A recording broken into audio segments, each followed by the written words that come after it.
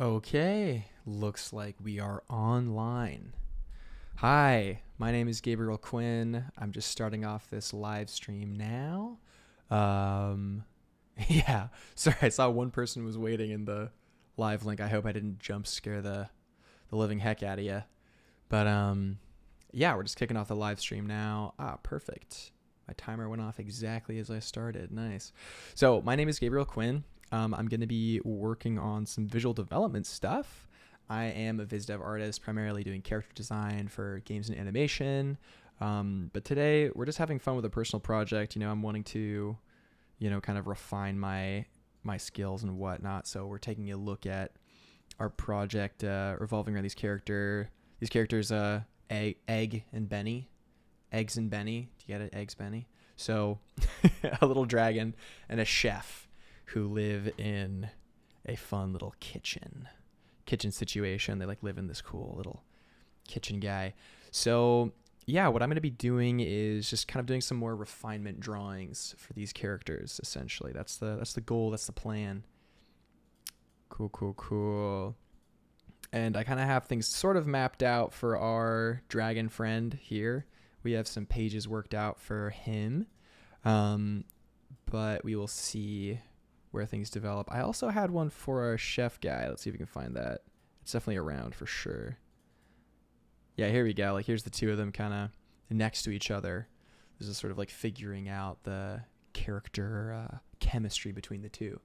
So yeah, we'll do some more drawings of them together today.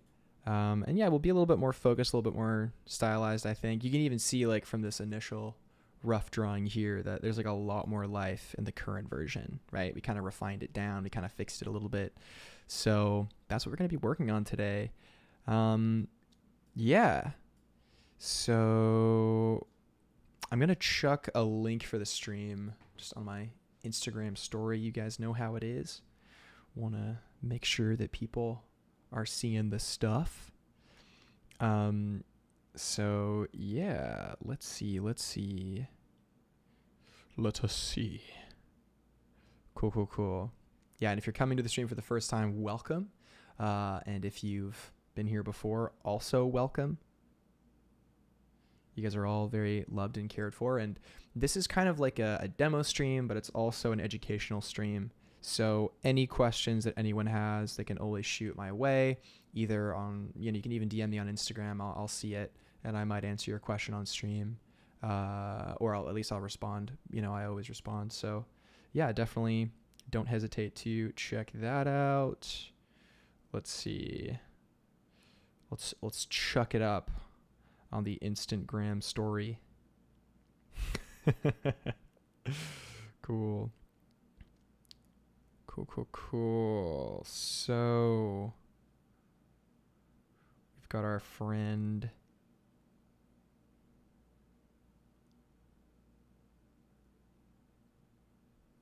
Nice. I think cool. Yeah, let's drop a link here. Boop. So we got all the friendos on. Nice. I've been thinking about doing like a channel thing. On Instagram they have those channels for you can receive announcements, almost like DMs. I'm thinking about doing that for live, but I don't know yet. We will see. But yeah, okay. So how do we want to present this character? What's the core nature of this character? We have to show that the character breathes fire. That's number one. I actually don't think it's necessary for this page to show where the dragon lives. I think that's actually could be a different page. So we're going to take the pressure off of that drawing. And we're just going to kind of leave it out of this situation. That can be its own drawing if we need it to be. What is this? Okay, there's two of them here. So we're going to take them out of this group. Yeah. So then with drawings like this, right, we have our main drawing of the dragon. We have the little fire breathing motif, and we have one expression here, a pretty intense expression. Doesn't really feel like it's super landing on the page very well. So we're going to, let's try flipping this. Okay, interesting. So Doesn't feel amazing. I think it was definitely working better here. But we'll see. Yeah. I wonder if with our little friend down at the bottom, maybe, here we go.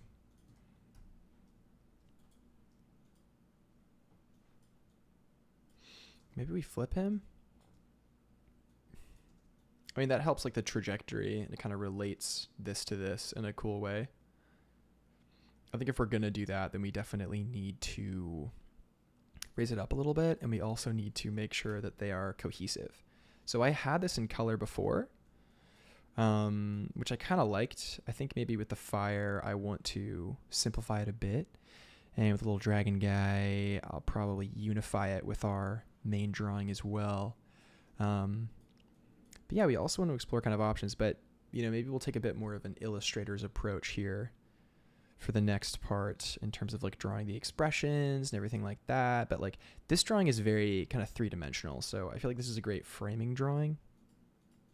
Our little guy here. So maybe we have that on this side. And we can make it a little smaller. And we can do like a few drawings like that maybe. We'll also remove this line. Does a lot. It has like a lot of intense compositional implications. Yeah, if you're watching this recording back, welcome to the channel. Feel free to subscribe and check out the other recordings of streams. Like I'm relatively new to this, so I'm figuring out how to make these and keep these kind of tighter. But yeah, we're just figuring it out. And if you're coming over from James's channel, welcome. I hope you guys enjoyed that live stream, and going to be doing that kind of thing like every time on here, just design and having a good time, responding to the chat and whatnot. Cool, cool, cool. Nice. All right, so we have like a few ideas. So that's one idea for this page. We can even make it like kind of a happy open of the mouth, you know what I mean? That does a lot for the character, like almost like a mischievous, smirky fire breath.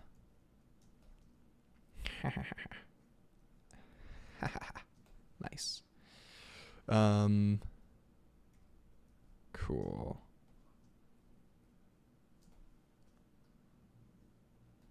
Yeah, we'll see. We can return to that as well. Figure that out more in the future. And we also want to make certain things clear. Like clarity is really important for a character design. We want to make sure that things stay pretty clear. Oh, we got HG. Welcome, HG. Kelly Robertson. Let's go. Is this working? Looks good. Yes, this is working. I think. I hope. Thanks, Kelly. I appreciate it. I hope the quality is coming through. Let's see. Nice, nice, nice. Yeah, all right. Looks like we're crisp. On James's stream, the image wasn't coming in super clear, so I'm glad things are kind of working on this end. It's hard when you're like streaming to someone and they're streaming it or whatever. Like it never, you know, with like Discord and stuff. Semen Kucher, welcome. Baron of Bees, let's go. I sent a message and YouTube was like, nope. Yeah, fair enough. All right, sick. Salmon. You're not the only salmon I know, actually. I know another salmon very well. When I was like streaming on James's channel and I saw your name, I was like, is that the salmon I know? Francisco Delgado, welcome Francisco. Welcome back to the stream. All right, we got all the homies dropping in. Let's go. Cool. We love the homies. We really do.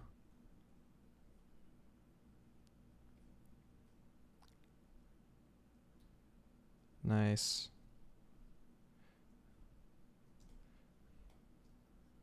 So the neck is obviously a pretty important part of the design here. But for this expression, we can imply enough just with like this kind of almost bust element.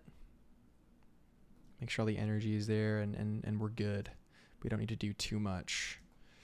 We can, you know, it never feels good cutting the neck off, but you kind of have to for these kind of expressions for them to read on a page. Or even you could cut it off even earlier. Yeah. That feels pretty good to me. So what else do we need?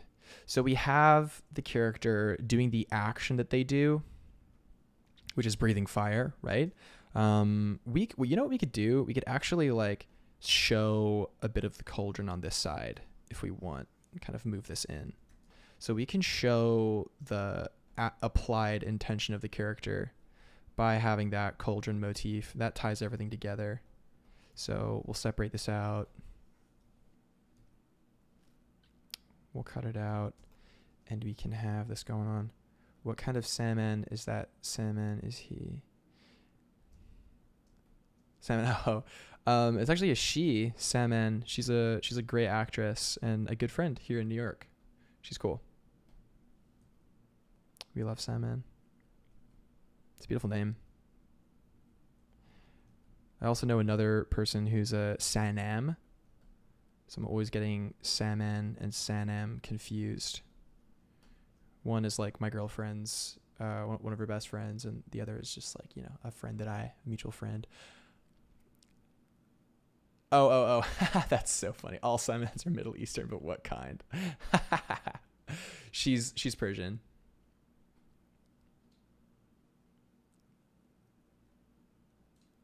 Francisco says, I was once in a Discord call with you in Lightbox and followed you ever since. Love your designs. Hey, thanks, man. That's cool. That's cool that there's like, you know, we have like a connection from a while ago. That's awesome. Yeah, Lightbox is great. I'm a moderator there now, actually. I help out sometimes with stuff. Definitely want to do more with them in the future. I might host like, well, actually, you know, if there's interest, I'll probably end up setting up or hosting like a little character workshop there for people. Anyone can join, which is cool. All right. So this cauldron, we'll give this cauldron some like, probably some fire motifs, right? We want the legs to be substantial, but not too substantial. Like a fun thing about little pin legs on objects like this is that they're kind of like thin but hold like a giant thing. It's all about contrast. So we haven't actually designed the cauldron yet, so this is like pre-design on like a small scale. But yeah, let's see. Yeah, and any design questions you guys have, feel free to toss my way for sure.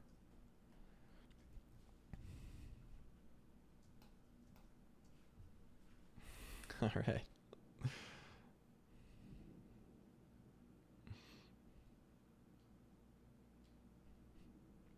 Cool.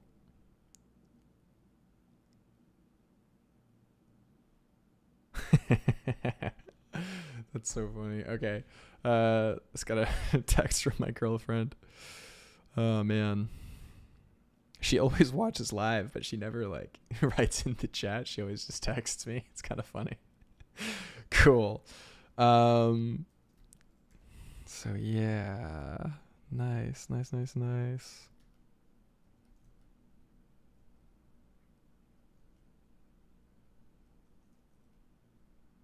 All right. Cool. Yeah, so I was like in the YouTube settings and like all of the I was like going through, because I'm, you know, like kind of just starting out on YouTube and stuff, and like going into like the monetization settings and everything like that. And like in order to qualify for any degree of monetization, you need like 4,000 hours, 4,000 watch hours. And I'm like, damn, I don't know how that's like doable in like a reasonable amount of time. I don't know, especially with like niche art content. I just don't know. Saman says, oh, that's new. Saman is a male only name in my region. Oh, interesting. Yeah, I only know 2 Saman, so I can't say. Solo Sisa says, that's an alliteration if I ever heard one.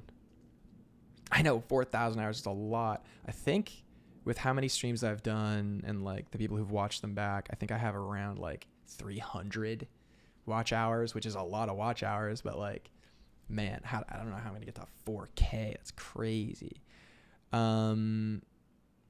Let's see. But Solo CSAS says, what do you think about AI? Okay, I'll answer that question a little bit. Oh, man. Everybody wants to know about AI.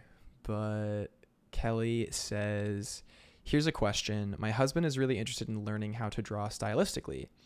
Does anyone know some good tutorials? Something for entry-level skill? That's a great question. He loves artists and styles like Joe Todson and Tim Probert. Govey. Okay, I actually don't know if I'm super familiar with those artists. Let's take a quick look.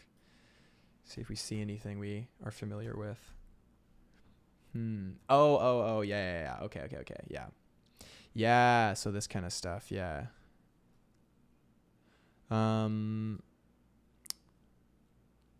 Honestly, I think with this kind of work, the fundamentals to know, I feel like, are kind of like basic lighting and some proportion for human anatomy, like learning proportions. You don't need to know anatomy, but proportions. And then, yeah. So learning some proportions, learning some, basic lighting, because what kind of brings those kinds of illustrations to light is at least like a basic form of lighting, right? That's what gives a lot of things like depth or breadth or anything like that, is the light. The light places things in a version of reality. And then we've got, what else do you need? And some color theory.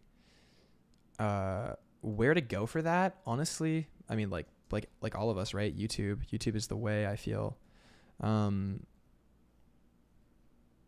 Yeah, like learning to draw, gosh. For a lot of artists, they like started off learning to draw or like just drawing a lot. So like with sheer repetition and like volume of drawings, you just kind of like learn faster. And then it's kind of like you hindsight clarify things as you go. For people who are starting fresh, it's not so simple. But in many ways, there's almost an advantage there because you can learn things kind of the right way the first time if you kind of know what you're doing. So I feel like for your husband, he could get a lot out of like, yeah, he could get a lot out of like, a channel like even modern day James for figure drawing and stuff. Like, that's great. I only draw on paper with pens. I do it for fun. That's cool, Salmon. Yeah, traditional is great. It's a great way to learn to get your footing, and that's great. Keeping it a hobby is fine, I mean, I do art for hobby as well. Like, so for instance, like I'll do design for work, but for myself, like I'll do paintings, for instance. I can show an example. Yeah, you could learn from my YouTube channel if you wanted to. That's true. So you can set this up. Boom. I wonder, wait, can I do one with like a new video capture? Maybe, well, we'll just keep it a circle for now. But like this is a painting I did recently. It's kind of in warm light, but this is watercolor. And sorry, I know I'm very quiet right now, actually. So this is watercolor, and I designed this, painted it just for fun, just for me. I've got a work in progress. I'm working on another small painting right now. It's this one. Stuff like this. So like I'll figure out the big camera later. But stuff like that I just do for me, for fun. And like I'll sell it to my friends or whatever, but like, I don't make a career out of that stuff. Let's see. What else do we have? Oh, like Lashy knows Kelly. Sick. Also, what up, Lashy? Sorry I didn't say hi. I was like thinking a lot about the question. Boom. It's gonna myself. YouTube is everyone's best friend, honestly. He's just feeling unsure where to start, I think. Yeah, honestly, Kelly, like for so many people learning, there's so much information to learn. It's like, but here's the thing, right? If you go into music and you are like, oh, also what's up, Ash as well. Hello, Ash and Lashy in the chat. Let's go. But yeah, if you go into music and you start learning like grueling theory before you even start playing any music, you're going to want to quit. It's not going to be fun. It's just not a good time for anybody. But if you just like learn a couple chords on the guitar or the piano and you experience the joy of music, then that is what's going to lead your curiosity into drawing you into the more fundamental stuff that's going to help you improve. So making sure you're experiencing the joy and you're understanding the reasons why you want to practice and understanding like the kind of magic and the kind of skills you want to unlock. That's what's going to drive a lot of the learning and like thirst for discovery. Whoa. There's some crazy thunder outside. I don't know if anyone heard that.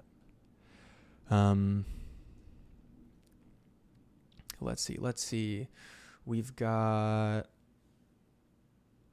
Solo says, how do you make time for doing all that? I don't know. I do not know, man. I just like art. This is what I like doing. I just like it. I just do a lot of it. Also, you get faster as you improve. So it's like I could show you that painting and you could be like, oh my gosh, whatever, blah, blah, blah. It took me like 2 hours to make that painting. But it's very healthy for me or normal for me. Oh my gosh, Michael and Colin, welcome to the stream. The buddies. We got all the buddies. Let's go. Flashy hi. I look something the Y was taken. Oh, that's so funny. Username drama. Everybody's in here. Nice. Yeah, we're working on this dragon character, but we've tangented to talk about like art and style and everything. And like I showed some of my personal work that I do just for me, like just painting. Like I can show you actually. I feel like Michael, we got a kick out of this. I've been painting. Check it out. Wah. Just a little watercolor guy. A little watercolor friend. Kind of abstract, based on some spiritual writings and reflections.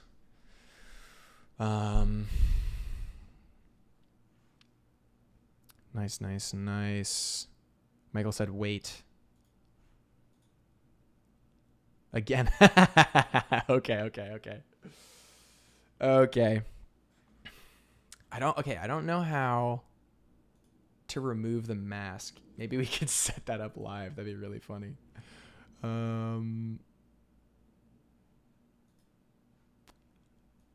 Oh wait, can I do? Whoa.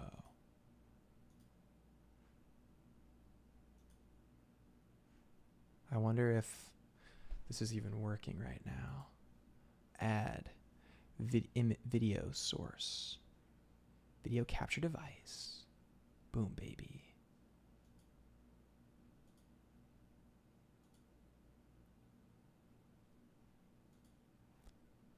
I don't think it's going to work.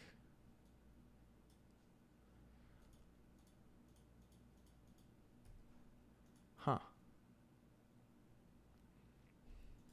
Okay, I'll just show it again.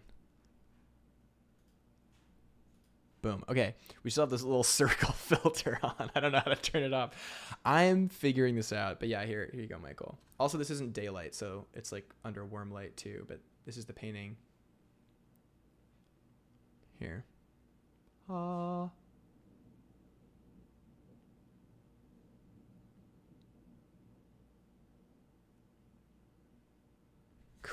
Glad you like it, Michael. Makes me happy, buddy. I used to paint. I used to do paintings and sell paintings for a living. Like I used to be an artist, like a fine artist, but I left that all behind. Drawing dragons is pretty darn fun for work anyway. And that way I get to keep my art for me, which is more significant than you'd think, actually. Okay, so we got this cauldron. It's kind of connected. Yeah, let's focus back here. Trading cards when. yeah, Clueless Gabriel trading cards. I have to draw more of Spider-Man. Very good exercise for dynamic poses. That's true. Spider-Man is great for dynamic poses. I did a Spider-Man drawing, and that was like one of the most dynamic drawings I've ever done. That's also what like got me into the algorithm for Instagram. I did a drawing of Spider-Man. Let's see if I can find it. Spider-Man's great. That's a great suggestion, Lashy. Oh yeah, here it is. Yeah. This is my Spider-Man drawing. This was fun. This was a lot of fun. And like it was from like a cool time for me in terms of like figuring out art stuff. It was a very cool time in my life. So that was cool. Like I'm kind of seeing certain like anatomy, issues now, but at the time I thought it was pretty cool. I was really excited. Especially because my work was very graphic at that point, like really, really graphic. In terms of like, not in terms of like the subject matter, but in terms of actual style. I think a lot of drawings like this. A lot of drawings like this too. This is one of my favorite drawings I've ever done in my life. And I don't know why, it just is. Cool. Cool. Yeah, definitely don't want to open my DMs on stream. That would be a bit much. So we got some people in here. Nice. Watching the stream. Very good to see everybody. Lashy says, thank you. Wow, this is so good. Yeah, thanks, man. Let's see. Salmon says, I can't draw superheroes. It is outside of my comfort zone. There's a lot of barriers to entry with superheroes. You got to have your figure drawing down, and you got to have your perspective down and your anatomy down, because anatomy is such a bold part of comics, right? Like it's like the equivalent of like, painting the Greek gods back in the day. You really have to show them, like their body is part of the symbolism of their character. Julie Martinez says, hello there. Finally able to catch the stream. Welcome, Julie. Thanks for dropping in. Always stoked to have new friends in the stream. And yeah, if you guys are here for the first time, welcome. If you're returning viewers, so happy to have you here again. I love all the suggestions that my viewers bring and everything like that. It's just been really great. Streaming's been a very positive experience. All right, so let's continue working through these ideas. So we've got our dragon. We've got an expression. How do we want this page to read? So now that we actually have this dragon with the pose connected with the cauldron here, I actually think that we could shrink both of them, believe it or not. I really think we can. To be like this big in the corner. To be like small. We've also got Ayub is back. Welcome back to the stream. Man, it's cool. Like, we're starting to see some like regulars. That makes me really happy. Heck yeah. Heckin' yes, dude. Let's go.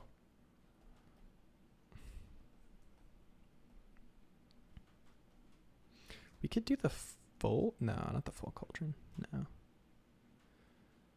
But I did like it kind of smaller. Now it's almost too small.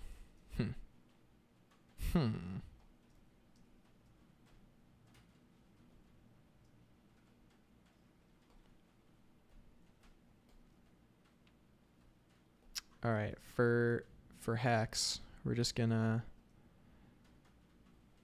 flatten this actually. Oh, before we do that though, I'm gonna go under the cauldron and just put a base. Just a quick little base. Man, it's raining outside of my window. I can like hear it pitter pattering. It's really nice. Very pleasant actually.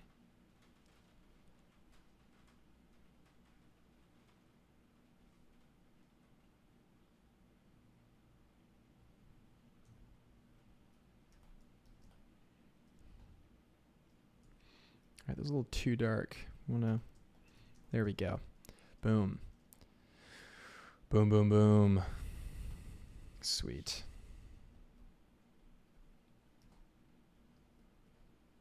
Yeah, maybe I'll do a traditional painting stream one of these days for fun. That could be cool.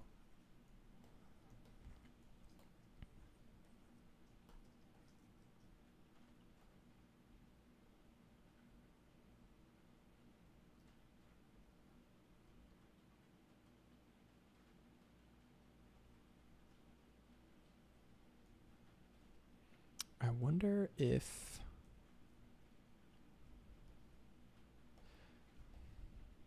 like an up-looking.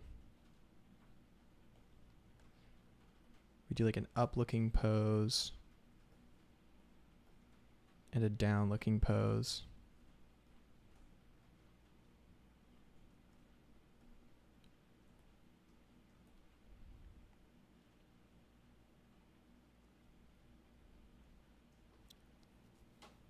Hayub says, yeah, man, it's cool to have another regular art streamer other than Steve Zapat. Steven is really cool. I actually want to get to know him a little bit better. I don't know him well at all. We've had like a couple conversations, but he's definitely more of an acquaintance, but I miss his presence. Who knows? Maybe we'll have to collab. I mean, we live in the same city. He lives in New York. I live in New York. Maybe we'll collab one of these days if he's down. I haven't spoken to him or Med in like a long time, but it's good. It's good to have like your people, you know, like they've been, you know, thick as thieves forever since Art Center, their days at Art Center. And that kind of bonding experience, like you can't really, it's difficult to like, you know, be in on that when you're not, you know what I mean? I know there's like a lot of artists out there who didn't go to like Cal Arts or Art Center and stuff. They're feeling like really on the outside. You're not alone at all. Like I didn't go to any of those schools or anything like that. So that community is awesome. It's great they have it. And it's kind of, you know, you're never going to be a part of it like that, and that's okay.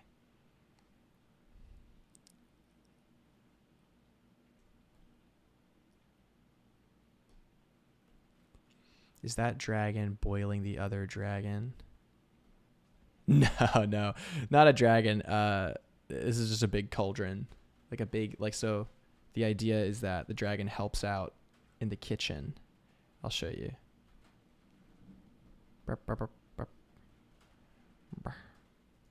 Yeah. So like the dragon like helps the chef cook. That's like the fun thing. And he lives in a little cave. That's the vibe we're going for here. Lashy says, will I do Smaugust? Smaugust is a dragon a day for the month of August, right? Honestly, I might, man. Dragons are kind of my OG thing. Like a huge reason why I started drawing is because I was drawing dragons.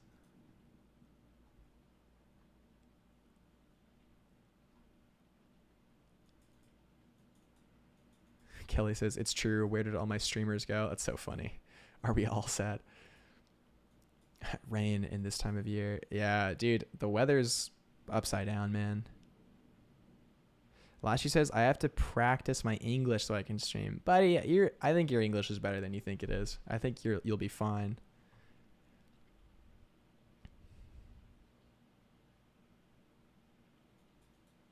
What is your IP? So this one is just a kind of a made up IP. This one's just like, it's called Benny's Kitchen. I came up with it on stream. I've been working on it on stream. Just like a fun little thing I'm doing. It's just this chef who became friends with the dragon. I was developing a little beat board with my buddy Luke. So the beat board is like the little wandering chef is wandering through the forest, and he's like cooking in his cauldron, and then like the dragon comes to take the food, and the chef's like, oh, scared, but then the chef like feeds him, and the dragon is like, it's delicious. Then they become friends, and they like travel together, and then they set up their kitchen, and they're like buddies forever. That's like the short form of the IP. But then there's more, actually. There's a lot of lore. So like my friend Massey hopped on with me, and she did a couple of drawings as well. Like I love this one that she did of if the dragon was afraid of a mouse, but the chef was afraid of the dragon, but the dragon was like, you know, like snuggled up to his little face. Like it's such a good drawing. It's great. That's all you need sometimes.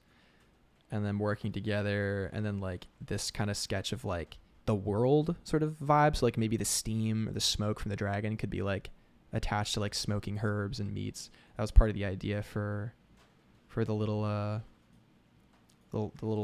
cavey thing. There's like little things hanging that are like being smoked by the dragon. But yeah, so we had some other ideas, and then we also had some ideas about like if the dragon, like if actually the kitchen used to be a dragon prison, and the spiral staircase around the cauldron used to be like how they harvested the magical dragon feathers or something, and they had the dragons muzzled or in a yoke or whatever. So there was like a dark past element to it maybe that we were considering, but nothing too crazy. But we're just having fun, man. You know, we're just having fun coming up with ideas. But right now we're just kind of focused on the dragon.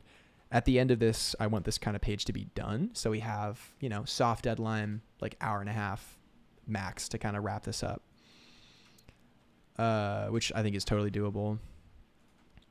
We got...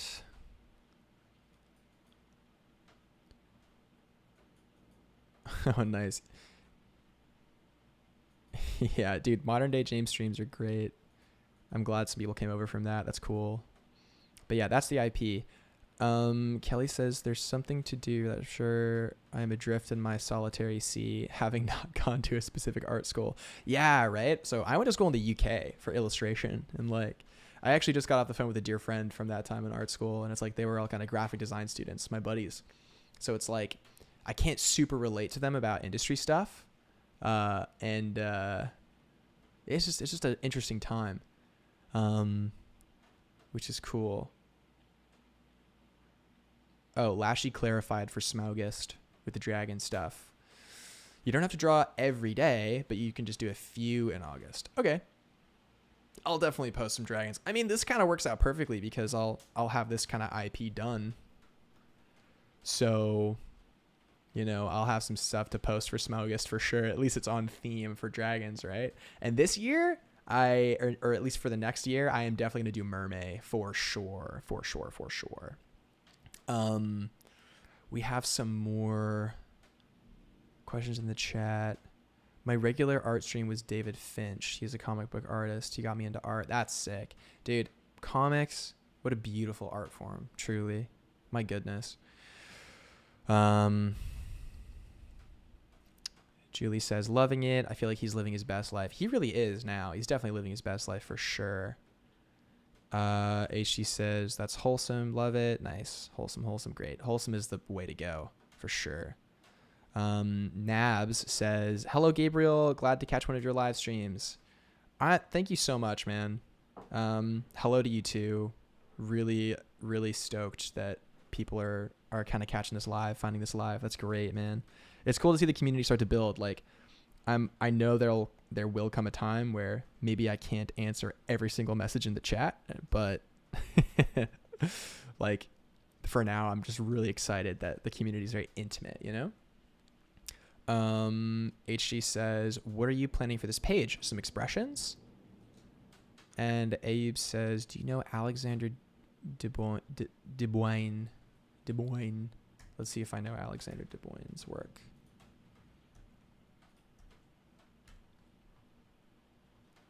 Let's see. Oh, I've seen it before. I'm not like 100% super familiar with this person's work. Wait, unless it's who I think it is. Wait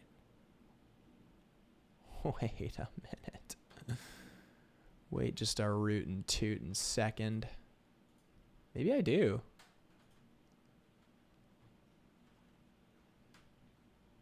Wait, is this who I think it is? Let's find out.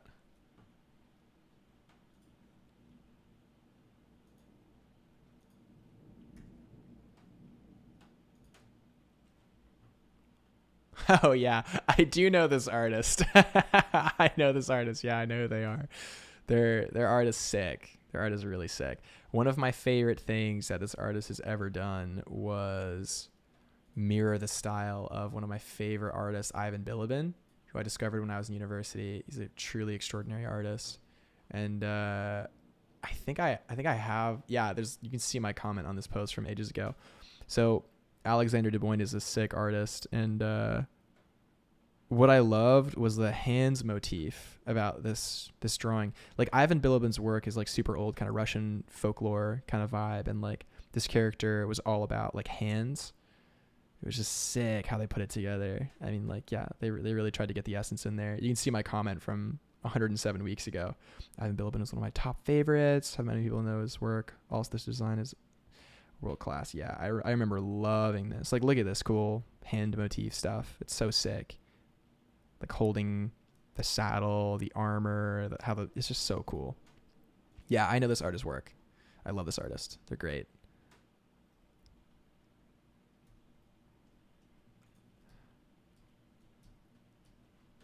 All right, let's hop back on.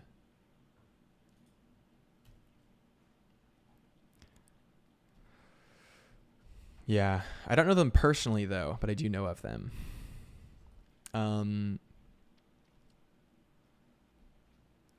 Salmon says, I'll do that dragon every day for a month if you do it.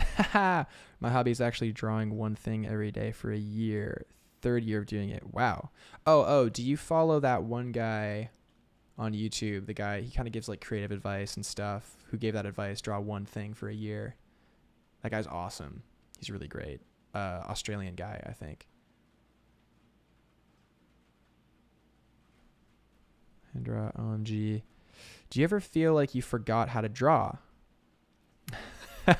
Yes, I do. I actually really do. The only thing that gets you out of that forgetting how to draw is just drawing a lot. It just comes back to you eventually, even if it takes a little while. Having faith that it will come back is the only way to get it back. And the longer you spend outside of it, the longer it takes. But it scales kind of slowly, so don't worry too much. All right, so let's wrap up this page so we can move on with our day and we can enjoy life. And the next stream, I'll finish the chef and then I'll finish the drawing of the room on Friday. So that's kind of the plan. So I'll have kind of 3 sheets for this world, you know, the environment, the characters, and the thing. That's all you need. 3 sheets, baby. Let's go. But yeah, I do feel like I forgot to draw.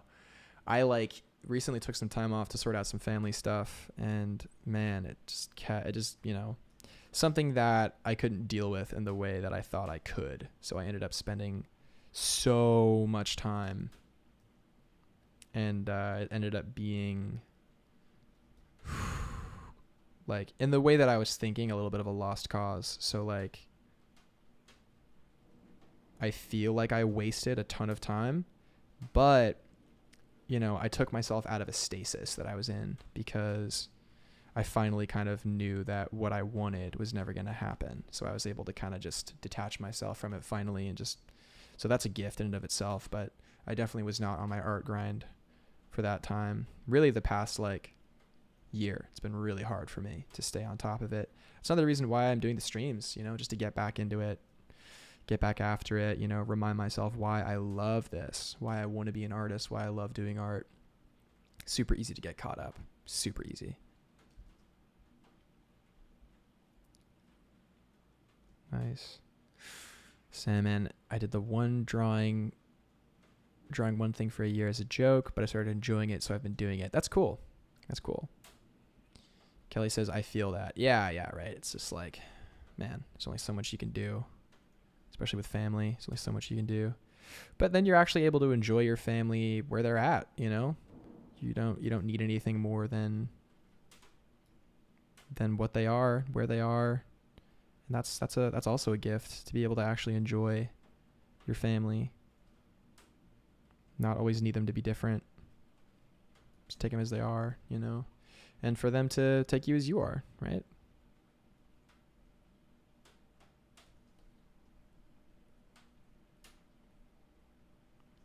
So we want to do like a cute drawing. And then we want to do like the big eyes if we can. And then we want to do, because we have the kind of squinty sort of, not evil, but like sneaky. Like, and then we have this little cute one.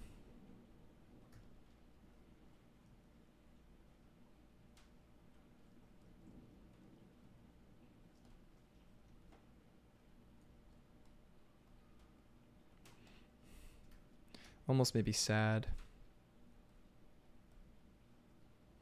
Oh, that's cute. That's pulling at my heartstrings already. Hot damn. Ayub says balance, our greatest enemy as artists. It's definitely like, man, I don't know. Like striving for balance for everyone in every field at every stage of life. Balance is like very difficult.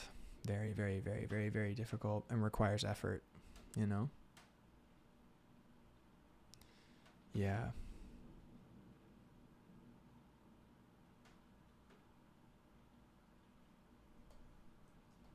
Balance, man. We'll figure it out. We'll figure it out together.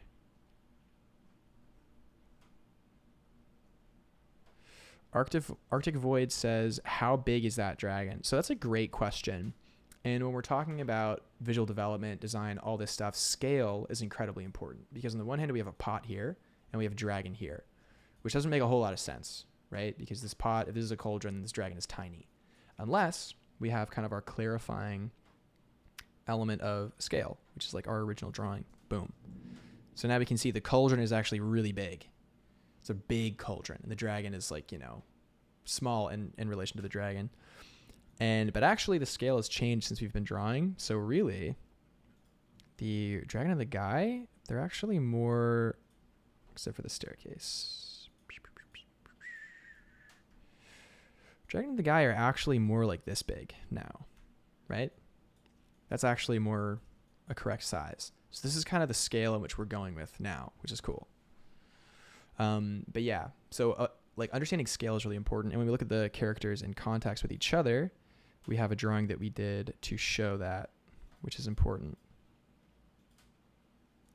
Cool. So we have our kind of drawings that we did of our character, and we put them next to the dragon. So this is how big they are in relation to each other. So it's not a huge dragon, but it's not a small, tiny dragon either. It's like, you know, it's going with that vibe. Sweet. Returning back to our page here. See if we can wrap this up.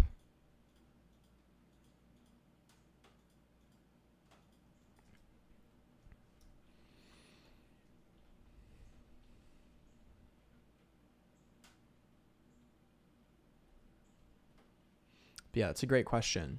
So thanks for asking the question, for sure. All right, let's see. What else have we got going on? Let's take a sip of our coffee for a moment.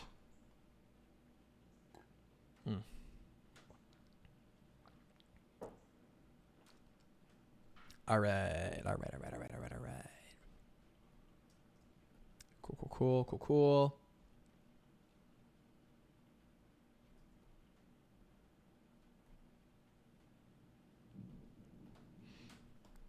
We got the upturned look.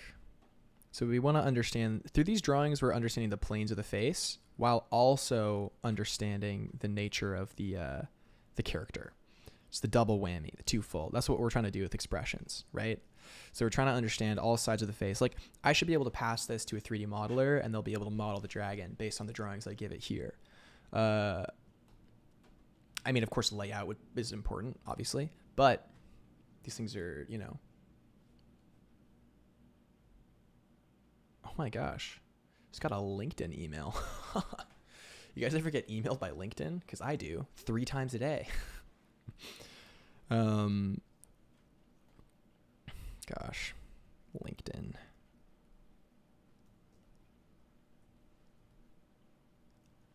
Cool.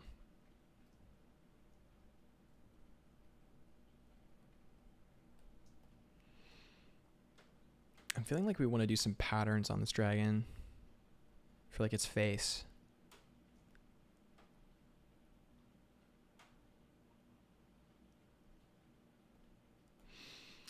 Ayub says, got bored at work and sketched a design for the chef. Wish you could see it. Aw, a collaboration. I love it. That's so cool.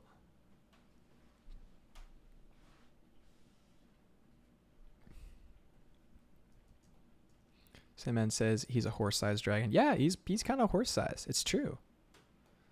That is true. Yeah, I feel like spots would work well on this dragon. I was reviewing a lot of the designs from How to Train Your Dragon, and pattern is really important when you're designing. So as we're doing the feathers and everything like that, like it's good to remember the power of pattern. Oh my gosh, another one from LinkedIn. 4 people viewed my profile on LinkedIn. Guys, I think I'm famous on LinkedIn. That's pretty sick. Cool. Actually, what am I doing? I don't need my headphones. I can just hang out. Weirdly enough, though, it's easier to talk to the camera and to myself when I'm wearing headphones. It's like I don't hear myself as easily. It's like weird. It's like I'm a little bit more like in another world when the headphones are on. Now it's like I'm very aware that I'm a human being, which I guess is good. I don't know. But yeah, cool. So we could do some little spots, some little design, and we want to make sure that our feathers are still kind of coming through as well on this design. But we can actually let it be a little bit more almost like dog ears, how it hangs down. Okay, so HG asks, did you use any reference for the dragon's color, like a specific bird or something? I used absolutely no reference for anything in this whole project, which is probably unwise, but it's just for me, man. You know, when I'm doing client stuff, yeah, I'll lean on reference. I'll go in, I'll do whatever, but this is just for the joy of drawing, and sometimes I feel like too much reference, at least for me, can get in the way. But yeah. Like, yeah.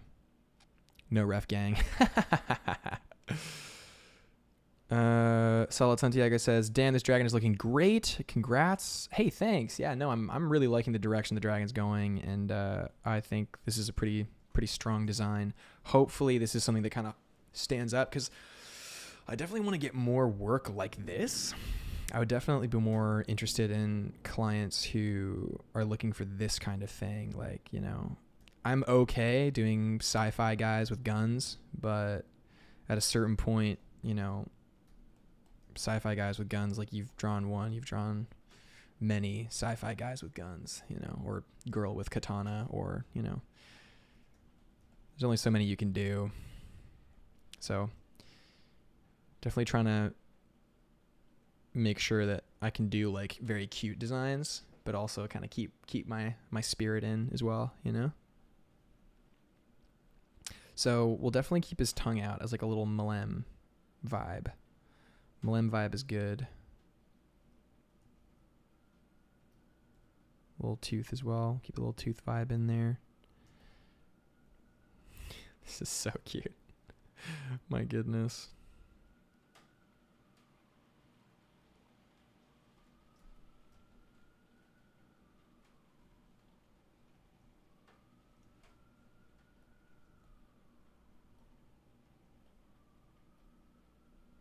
Of course, the feathers underneath as well. So we want like plumage on like the chest and behind the head. That's kind of what we're doing here.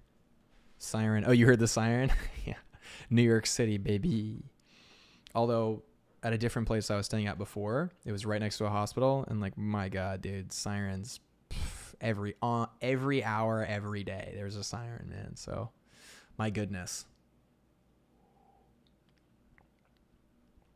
The neighborhood I'm in is actually extremely quiet. I really lucked out, especially for like recording and stuff. It's so quiet here.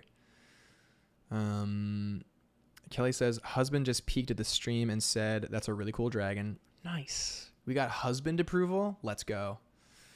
Let's go. Sandman says, putting guns and swords in random characters' hands is my bad habit because I don't know what to do. Well, I mean, you know, it's there implicate. Okay, let's talk about that, because that's something we need to talk about, because people don't know what that is. The impulse to do that, people don't know what that is. So let's have a character. We're gonna do a character. The character is simply a guy, you know, kind of generic guy. He's got his little, you know, his little hair. He's got his little, no, we want crazier hair. Yeah, we're going to break this down, because this is something I need people to understand so that they can free themselves from the trap of relying on props for character. We're going to do it fast. So let's say you have a character, right? Regular character, guy. He's got kind of funky hair. He's a cool dude. A little bit stylized. We're going to give him a hoodie. He's in a hoodie. He's kind of a relaxed character. Right? Gonna give him like big baggy hoodie arms.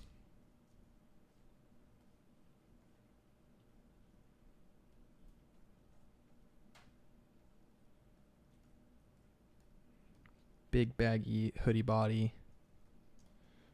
But what we're gonna do is we're gonna give him pretty skinny legs.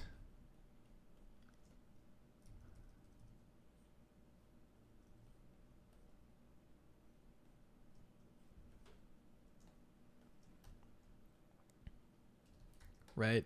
So we got the thick into thin into thick. So we got the big head, thin neck, into the big hoodie, slims down into the big poof, into the compressed element here. Right? He's got some skinny jeans on, or whatever the heck he's wearing. Doesn't matter. Doesn't matter. Maybe his hand's in his pocket. That's what he's doing.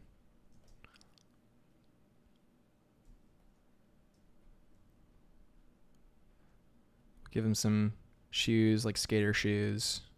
So they got the little front bit on them. Got the little thing. Right? So we have some shapes. These are just shapes, right? We've seen this character 1,000 times before, 1,000,000 times before. Right?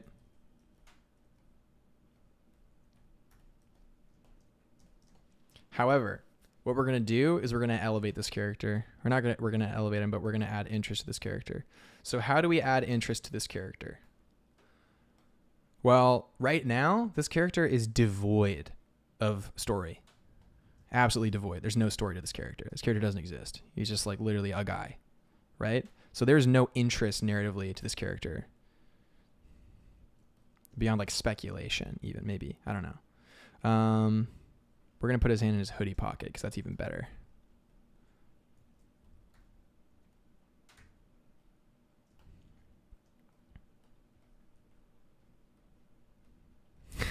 That's so funny.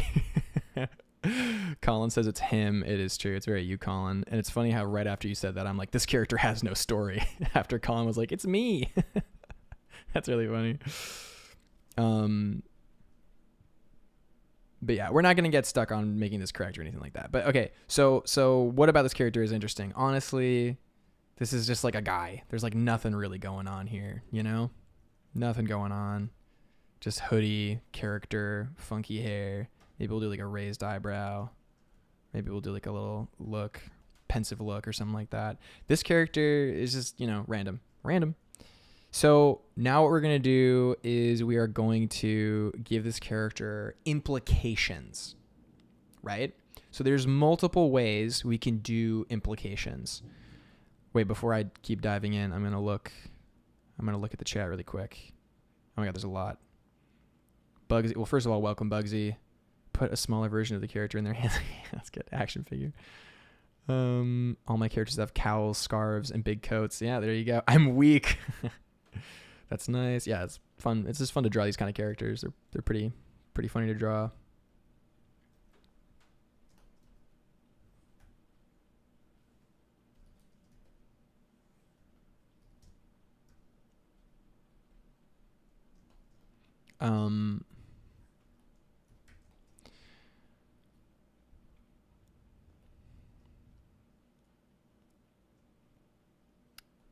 Let's see. Bugsy says, be bold with the design and give him a pipe bomb instead of a standard gunner. I mean, that also has implications, right? Sword. You put a sword.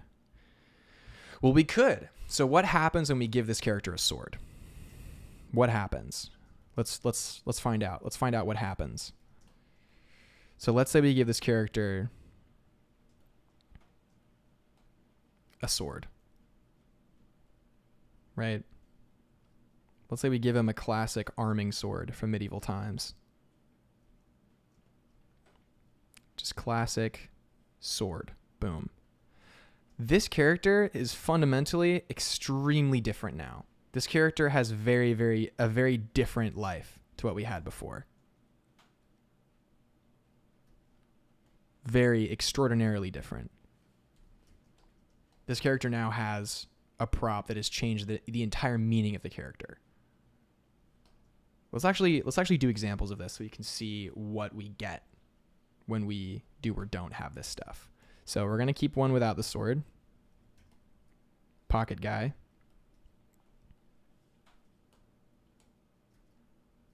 Yeah, we're going to do pocket guy.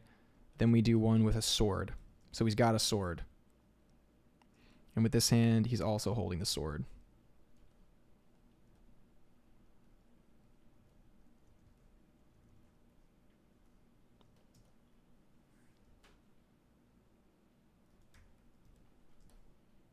Right? Extremely different implications for the character. This is now a different character. This character has a weapon.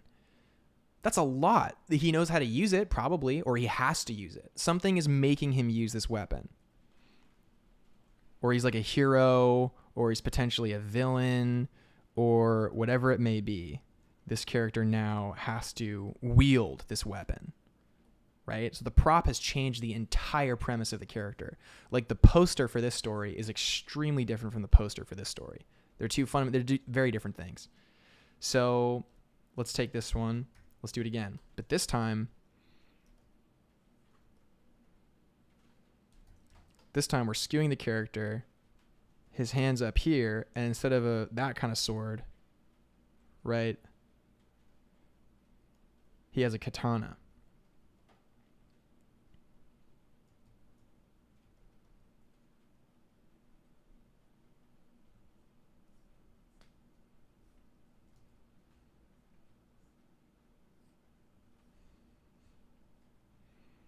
Again, now this is a fundamentally different character, like hugely different character. It's a bit too long for him. Like this is a whole other guy now, right? That's a whole other guy. And again, very different from this guy. These are two extremely different characters now. Very, very, very different characters. One prop change, one prop. So you guys can see the power of adding one single prop, a sword. That's all we added, right? That's it. That's all we did was add a sword. And the story is entirely different now. The character is entirely different. This is the power of design, especially for narrative. So like if you're just throwing stuff on characters, whether it's like a sword or a big coat or a gun or anything like that, like just be mindful of what you're doing, right? And especially if you want to work in this industry, it's important to understand the power of this stuff narratively, like the power of this stuff, man. Because, you know, if there's one thing an art director can tell, it's when somebody doesn't understand the implications of the props they're using. Like, it's very obvious when it's like, oh, gun guy, sword guy, hot girl, katana character. Like, that's just such a thing that happens. I'm not putting anyone down for doing it. It's fun. I do it all the time. I give my character swords all the time. But why? What are you doing? What kind of character is it? What kind of sword character is it? Why do they have a sword? What kind of sword is it? You know, all these things have, where is the sword from? Like, all these things tell story. But if you're just dropping props on characters, I don't know. But how many times have you seen the poster for whatever it is, where it's unsure kid, you know, against all odds, right? Unsure kid against all odds. And what is he doing? He's holding his sword.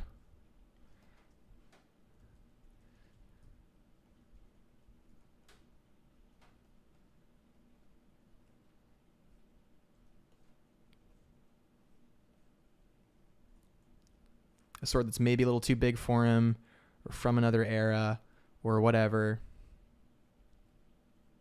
But like, this is the poster, right? The poster is like a kid facing a challenge, and he's got a sword.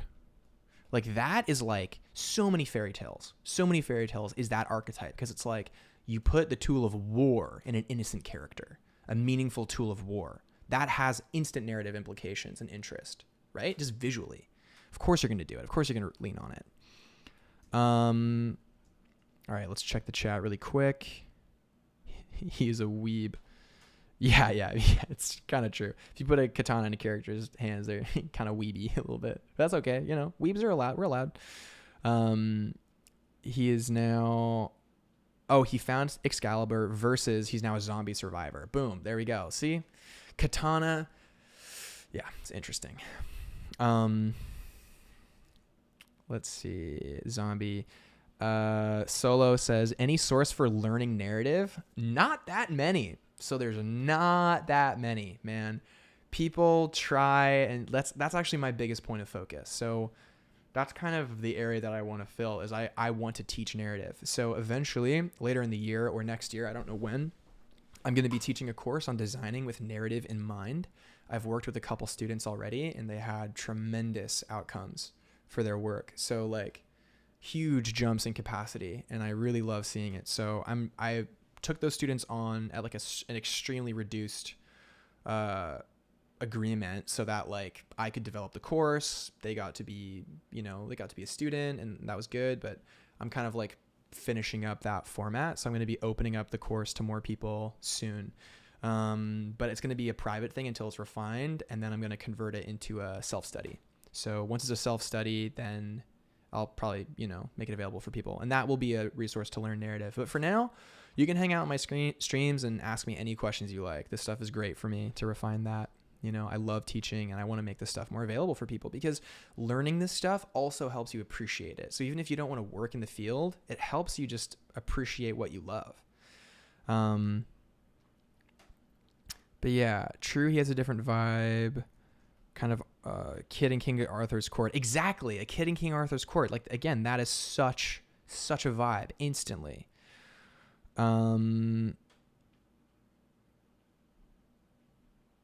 See what else we got. Exactly, got to pay attention to the nuance the prop gives. Exactly. Tool of war. Yeah, literally tool of war, right? Kelly says, I want this question answered too. Please make us a course. Oh, yeah. Simon says, any advice on drawing a character without tools in their hands or hands in the pockets? So, okay, work backwards. Don't work from, because if you're like, I'm going to draw a character and I'm going to do character drawing. So it's like, okay, I have a person, they're a person, this person has hair, this person has ears, and they are wearing clothes. And they are, I don't know what they're doing. Their hands are behind their back, maybe. And like, maybe it's kind of like a little fantasy vibe. I don't know. So I'm going to do some interesting clothes, maybe. And I'm going to do, some things and some blah, blah, blah. Like, if you're just working that way, you're going to end up with like a neutral pose, a neutral character. That's fine for exploration. But when you know what you want to do, so advice for drawing characters without their hands in their pockets or tools in their hands, you need to ask yourself, who is the character? Because right now you're drawing that character. That's the character you're drawing. When you're like, any advice for not having to draw katana guys? It's like, yeah, don't draw katana guy characters. Like, understand what character you want to draw. So let's work backwards from a brief, and let's figure that out. So any character design ideas, drop them in the chat right now. We'll hit it. I've given up on finishing the dragon for this stream, so we're just going to answer questions, because we got some people in the chat that want these questions answered. Ash says, Studio Binder and the Valhalla course on YouTube are great for narrative resources. Yeah. Misha Opalev. He's got great stuff for visual development. It's great. Let's post Misha's stuff in the chat. Let's put Misha's course in his channel. Boom, baby.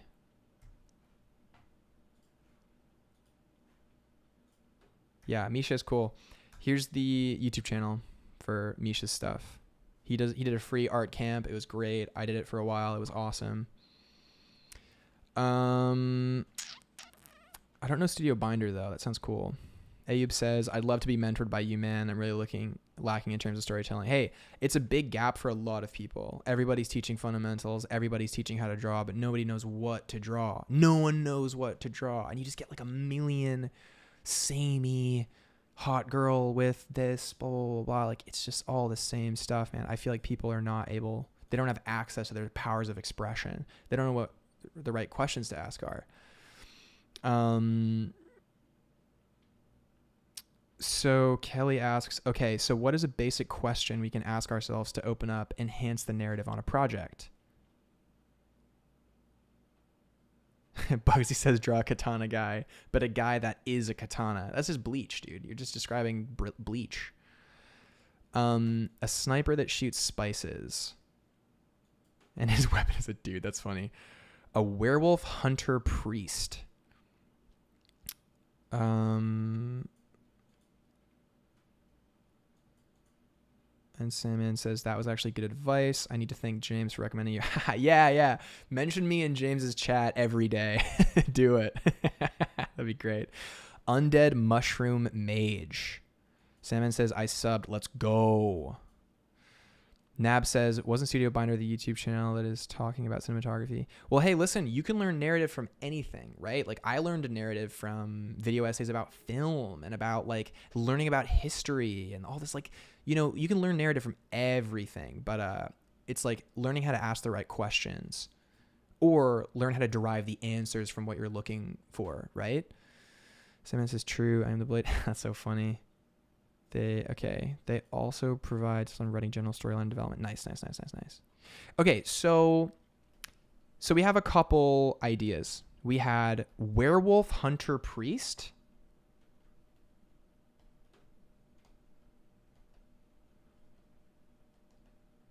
And we had undead mushroom mage.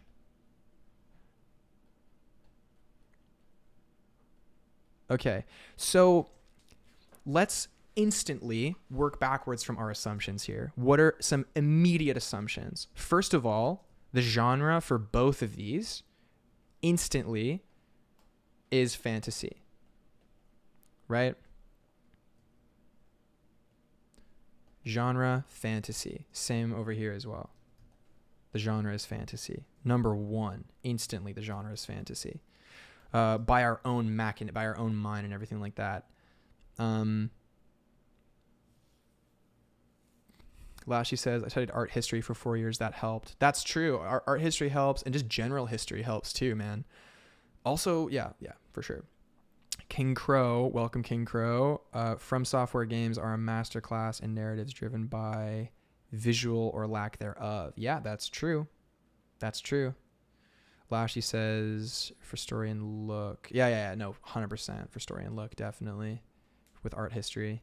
So yeah, undead mushroom mage, werewolf hunter priest. So also, we instantly have another implication.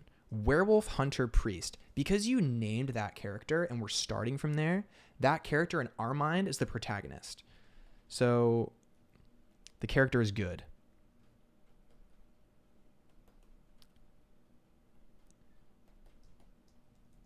Character is good. Same on this side too. The character is good. Boom. These are our assumptions, right? These are the assumptions of a plebeian, i.e. you and me. So let's also continue. Werewolf hunter priest, werewolf hunter priest, werewolf hunter priest. So the priest is a werewolf hunter. And so that means that they have tools they use to hunt werewolves, right? Or like there's a method and there's like a method for hunting werewolves, which usually involves some kind of like tool or some kind of insider specialty equipment. So there is an element of specialization. Undead mushroom mage. Well, actually the undead mushroom mage, not necessarily good because undead instantly has negative implications. So if you have an undead mushroom mage, right? That's different from werewolf hunter. Werewolf hunter is like they are hunting something. They have an action, a job, right? And we're imagining werewolves as evil. We're imagining priests as good in this context, right? Undead mushroom mage. Mage is ambiguous. It always has been. And undead implies evil, right? And mushrooms aren't necessarily inherently good. Mushrooms are a little bit ambivalent, actually, in our memory, right? So character is actually maybe like neutral evil, right? Maybe.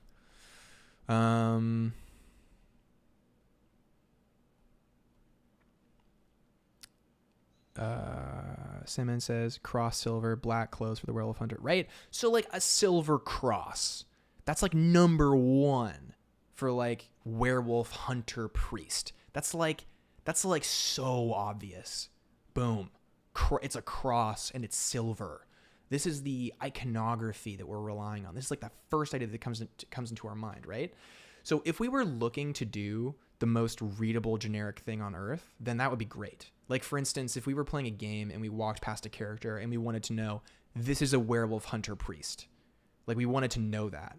Then we would put, like a big silver cross on them, and they looked harrowed. They had scars from scratches from the claws, and they probably had like bear traps on their back or something. Like they have tools, right? You see it on them. They are hunting something unholy because they themselves are holy, right?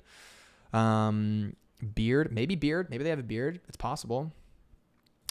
Okay, so werewolf hunter priest has the most nuance. Undead mushroom mage kind of has like, certain whatever, right? But we're thinking neutral evil. For the undead mushroom mage, we're thinking probably like, Lashy says you were describing my grandfather. That's actually sick.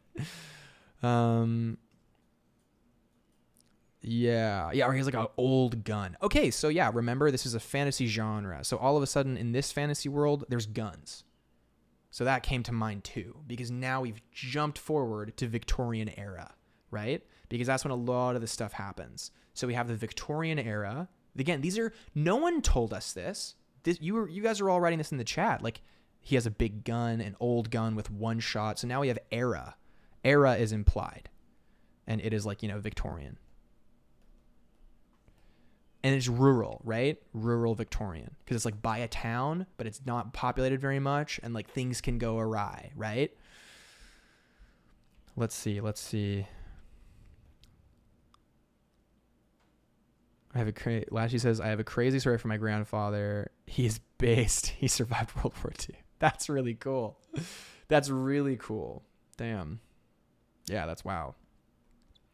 And for the undead mushroom mage, the era in our mind, so with the undead mushroom mage, that has also ungrounded us. We are now not grounded by it. Okay, so do you guys know the ratio between like grounded fantasy and ungrounded fantasy? So like, okay, let's do this. So we have grounded fantasy and we have ungrounded fantasy. So for grounded fantasy, that is literally the most grounded you can get with fantasy is kind of just like alternate history. That's the most grounded you can get because it's not real, it's not historical, but it's like as close to our world as it can be, right? So let's say alternate history. Boom. Halfway in between grounded and ungrounded. Honestly, we can put something like Harry Potter here. Right? Because there's magic. You can't explain it, but there are rules. There are rules that happen, and there's limitations, and they disarm each other, and there's like kill spells and blah, blah, blah. But it's like, for the most part, there's like a lot of, like there's not a lot of like woo-woo Deus Ex Machina stuff in Harry Potter, other than when like their wands bind and do the whole whatever, like, right? So there is some stuff, but even with the creatures are very physical. They're very like, they have rules of physicality, but there's magic, duh. And there's mythical creatures, right? So then halfway between that, we can do like, like Sword in the Stone style stuff.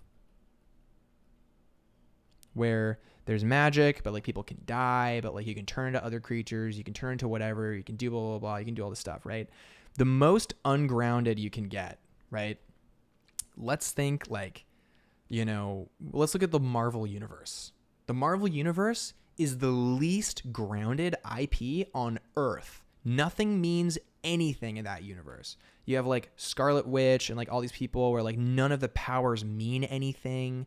Nothing is happening. Nothing, like it's just the whim of the writers, and they set the stakes and the rules every single time. So we can even just put like, you know, but it's like specific though, like Scarlet Witch and Doctor Strange-esque stuff, like Doctor Strange and like, you know, whatever, blah, blah, blah. Basically, when there's just like colors going along and they just kind of explain stuff, that's when you get extremely ungrounded fantasy, extremely ungrounded. But there's like no rules. You don't understand what's happening. You don't really feel the stakes, but it's very like all over the place. And like, you know, Marvel mythology. Lashy says Game of Thrones, where can it fit? So Game of Thrones has magic, but it's really limited. And when it does appear, it's like very, very specific. So we're actually going to place that closer to grounded. It's very Game of Thrones is extremely grounded fantasy. I'm actually going to place it even closer. But there is magic, actually. So we're going to put it halfway between Harry Potter, Game of Thrones, right? Salmon says, true, maybe the werewolf hunter also looks young. Maybe he looks unassuming to trick werewolves into revealing themselves, like a detective. Okay, interesting. So in order to achieve that look for the werewolf hunter mage, now that we're having more ideas about it, we're starting to ideate, we're now going to have to pull back from the priest, right? So priest doesn't necessarily work anymore in that situation because that's not their primary personality, right? If he's a detective, he's a detective. So now we're thinking to ourselves, he's unassuming, he's a little bit more innocent looking, and he's a little bit walks both worlds kind of deal, right? So he's a little bit in the duality of like the magical underworld and also his own universe, right? Man, this is so all over the place. People watching this back in like, you know, in the recording for this are going to be so confused, I feel. But yeah, okay, so you have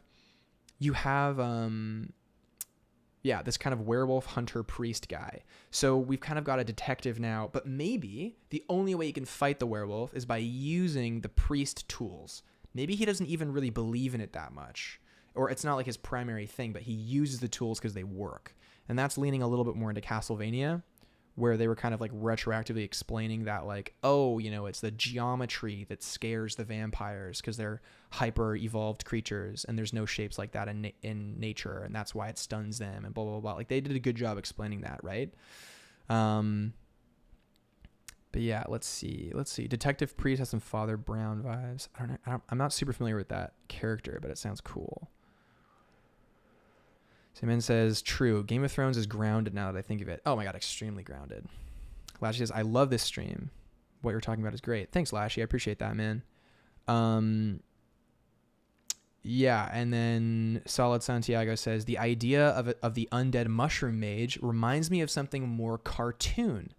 Is it a good idea to associate a language/style to the briefing? So a language/style. Well, here's what we're talking about. What I'm talking about is how your own assumptions hijack your creative mind. Because we've instantly been like, it instantly like puts us in a position. The initial brief puts us in a position. And it's up to us to decide, do we want to go with the assumption? Is that the best decision for the story? Or can we find something more interesting? Like, can we find something unique, right? Sandman says, it actually works. You explain the fantasy types. Now you are back to applying to the werewolf hunter. Oh, cool. Okay, well, I'm glad it works. So yeah, so werewolf hunter priest, we've decided this is grounded. Grounded. This, ungrounded.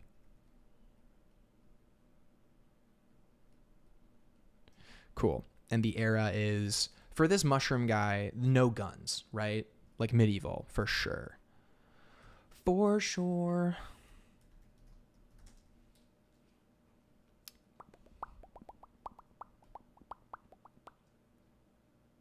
Yeah, definitely medieval.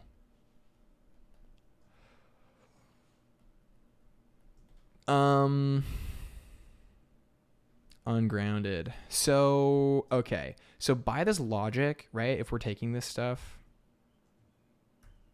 just copy it over. Gonna remove this chart. Gonna make this, oops,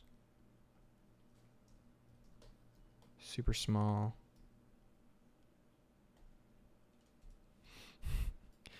Yeah, I actually just heard a sound from like my living room, so I'm just gonna,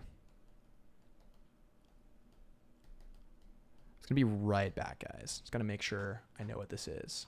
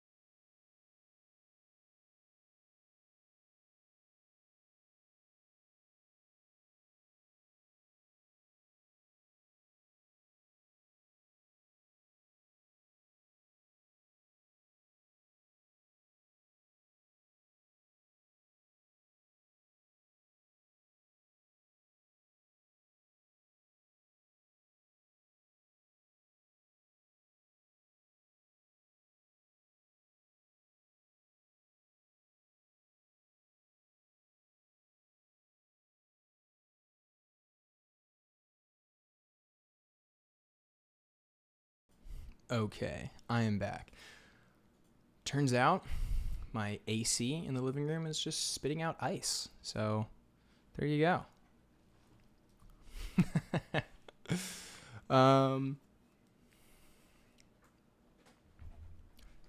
Cool.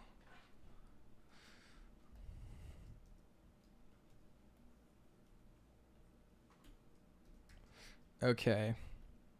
Oh, we got a great question from Ash. Ash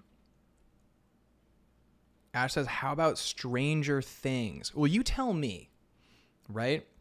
So Stranger Things, Steve came back to reclaim his throne. Oh my gosh. Steven doesn't know where I live.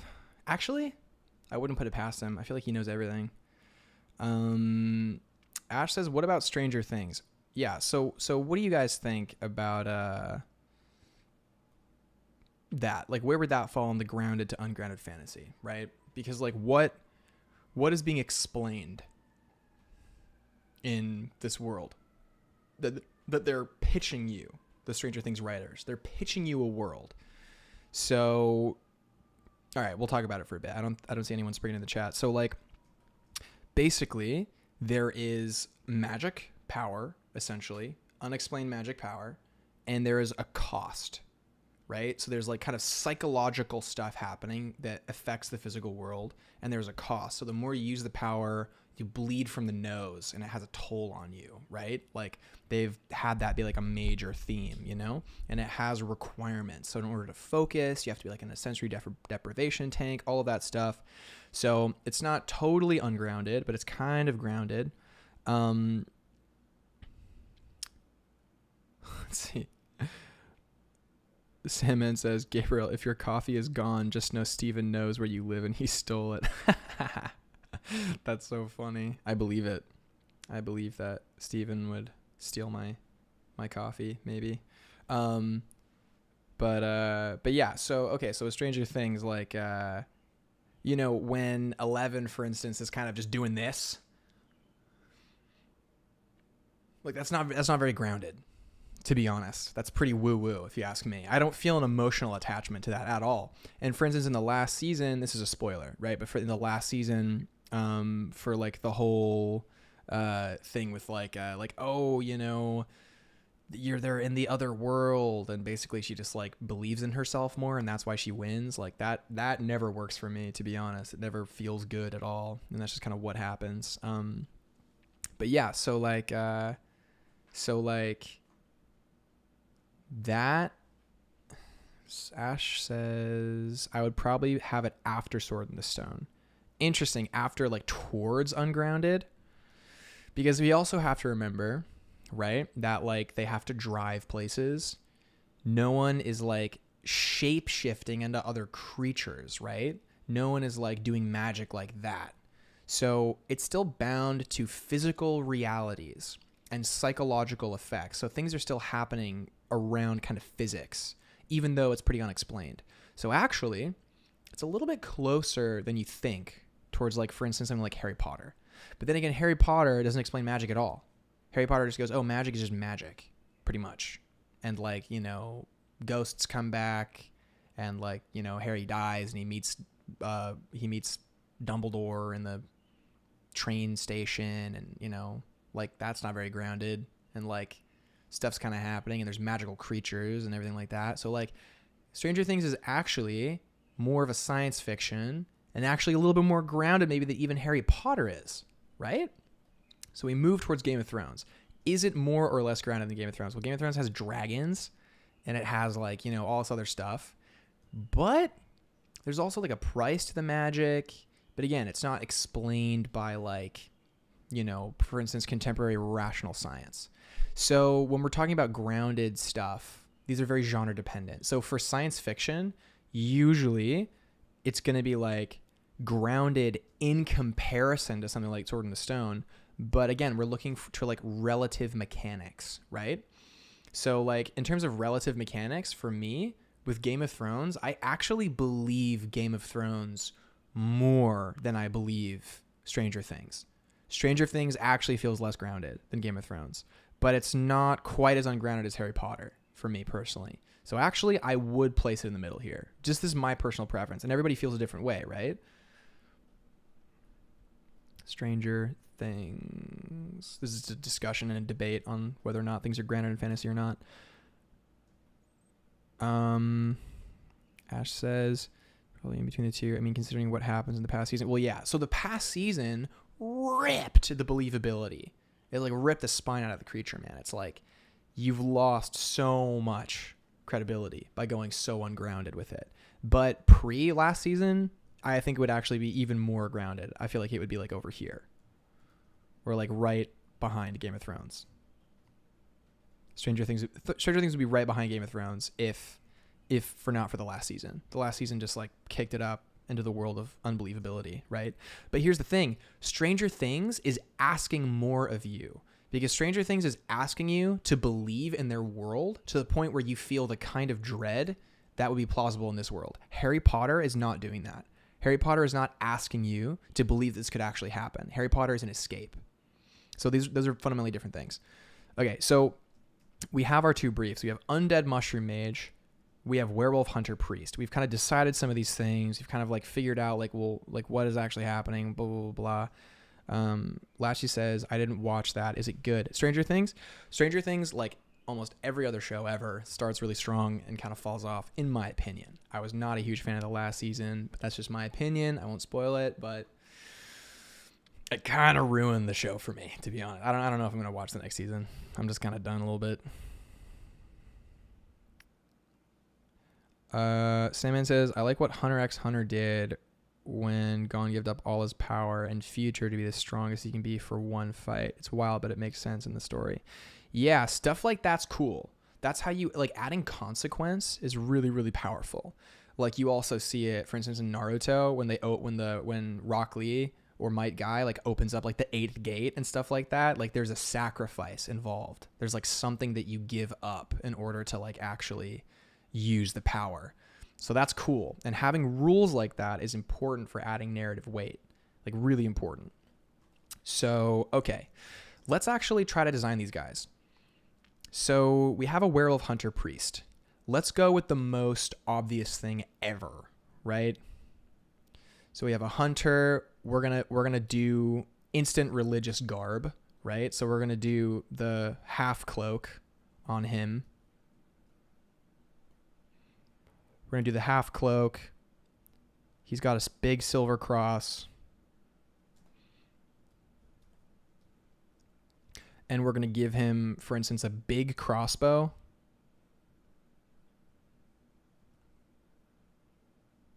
Big old crossbow. Boom. With a big, big silver bolt on the end. Boom. Baby, let's go. This is a big, obvious, boom kind of character, right? He's holding it, and maybe at his side is like a dagger. And he's got one of those kind of half dress pants. And we'll give him a hood too, because all hunters need hoods. And we'll give him lots of straps. Hunters need straps of stuff. Right? They definitely need straps. And big boots. Hunters need boots. But he's a priest, so they curl up at the end. Ping. Wing, right? And this is just, I'm just putting down like simple shapes, right? What do we see? Lashley says, I agree. Like The Witcher and Mandalorian or Game of Thrones. Yeah. So The Witcher, Mandalorian, and Game of Thrones, all of those got progressively less grounded as time went on. And they lost their power. Like The Witcher lost its power, really. The past season's been fine, but it's like, come on, you know?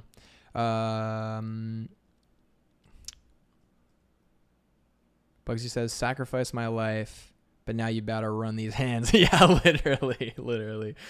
Oh, man. Might Guy is one of the best written mentor characters ever, I believe. Lashley says, you are based smart. Thanks, buddy. Chat, this Gabriel guy is kind of... I'm going to draw one too. Yeah, guys, draw along with these ideas. Like, that's really fun. Also, I have to bounce in about... Let's see here. Let me double check my schedule really quick. It'd be a lot cooler if you did. Yeah, right? Let's see. We'll be done before 6:30 for sure. 2:30. Cool. Cool. So yeah, I'll be going at around 5:45 my work. So in about an hour, I'll have to dip. But yeah, so we have this werewolf hunter, right? He's got his crossbow. He's kind of holding it all up in his thing. He's got his whatever, right? We have a little kind of generic-y guy. And again, this is just super, super, like, almost bad on purpose because I don't really like this idea very much. But yeah, we also have, maybe he's got like a beard. But this is kind of like the first thing that would pop into someone's mind. We could even do like a layered cloak. People like layered cloaks. And maybe behind, to make it super obvious, we have like the back of his cloak. Then as it comes down, you know, there's like a big cross icon. Boom. I am a hunter of werewolves. I am a religious priest character. I have big boots and a big crossbow. I will hunt the werewolf, right? It's like really loud, you know? But we also need other stuff. Like maybe he's got like, you know, a strap on his back, and along the strap they're like, again, we talked about like bear traps. Stuff to imply that he hunts. Right? And we also need like a quiver for the arrows. Maybe the quiver's on this side. Pulls them from his back. Little bolts. Bolts and arrows. Boom, boom, boom. So it's kind of filling out the character, right?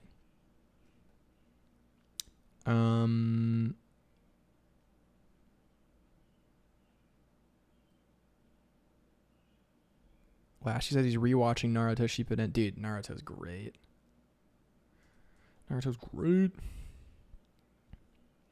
We've also got... Oh, sweet. Boom, boom, boom. So this is kind of the first idea. Majorly, you know, iconic, majorly, you know, this kind of thing, right? but then we've also got options here. So here we wanted all the design to be on its face. Boom, all the design on its face instantly, right? So now we're going to do a character that is based on circumstance. Or not circumstance, but we have the power to show what they do. If we have the power to show what they do, things are different, right? So let's say we're doing animation instead. This isn't games. Doesn't have to be obvious on its face. It doesn't have to be anything like that. We don't need anything to read on its face. Actually, it's something we want to reveal, right? Let's do a different character. Let's do a character that is like not really all that manly, okay? We're going to give him some kind of spiky hair, maybe. Kind of comes forward, sort of like priesty, but not like overtly priesty, you know? That looks like garbage. I'm going to redo that. We'll keep him blonde. How about that? Blonde is very priest-esque for whatever reason. I don't know why. I'm thinking he's like Saxon European vibe, but kind of emo-y, maybe.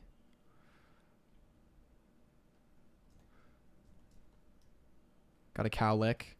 Fun thing about a cowlick is it kind of makes the character seem a little innocent. Those are some implications you can work with. And let's say the character is much more solitary, much more by himself, a little bit more hunched over, a little bit more to himself completely. We got some more questions here. Lashy says, by the way, do you work from home or do you grind in the studio office with other folks? So right now I'm doing full freelance work. So I work from home. I have a studio in my room. So pretty much like I have my traditional studio behind me. It's over there where I paint and where I do stuff. Like that's a whole corkboard full of notes for the current project I'm on. So I kind of have to keep it out of focus so I don't break NDA. And on the side I'm facing here, I have my digital setup, which is cool. So I use this for streaming, for Photoshop, everything I have going on. I'll maybe do like a studio tour at some point. I don't know. We'll see. But yeah, I wish I was in studio, man. I've worked studio gigs before. I really, really want to get back in studio, but I moved to New York because I fell in love with my girlfriend and I had to move. I had to be where she was. So I moved here instantly. And there's no studio gigs here. So it's a struggle, but it's okay. We're making it work, man. Everything for love, right? Cool.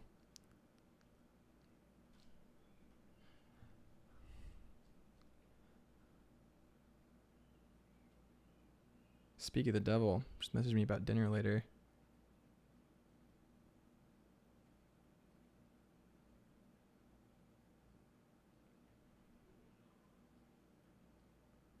Cool.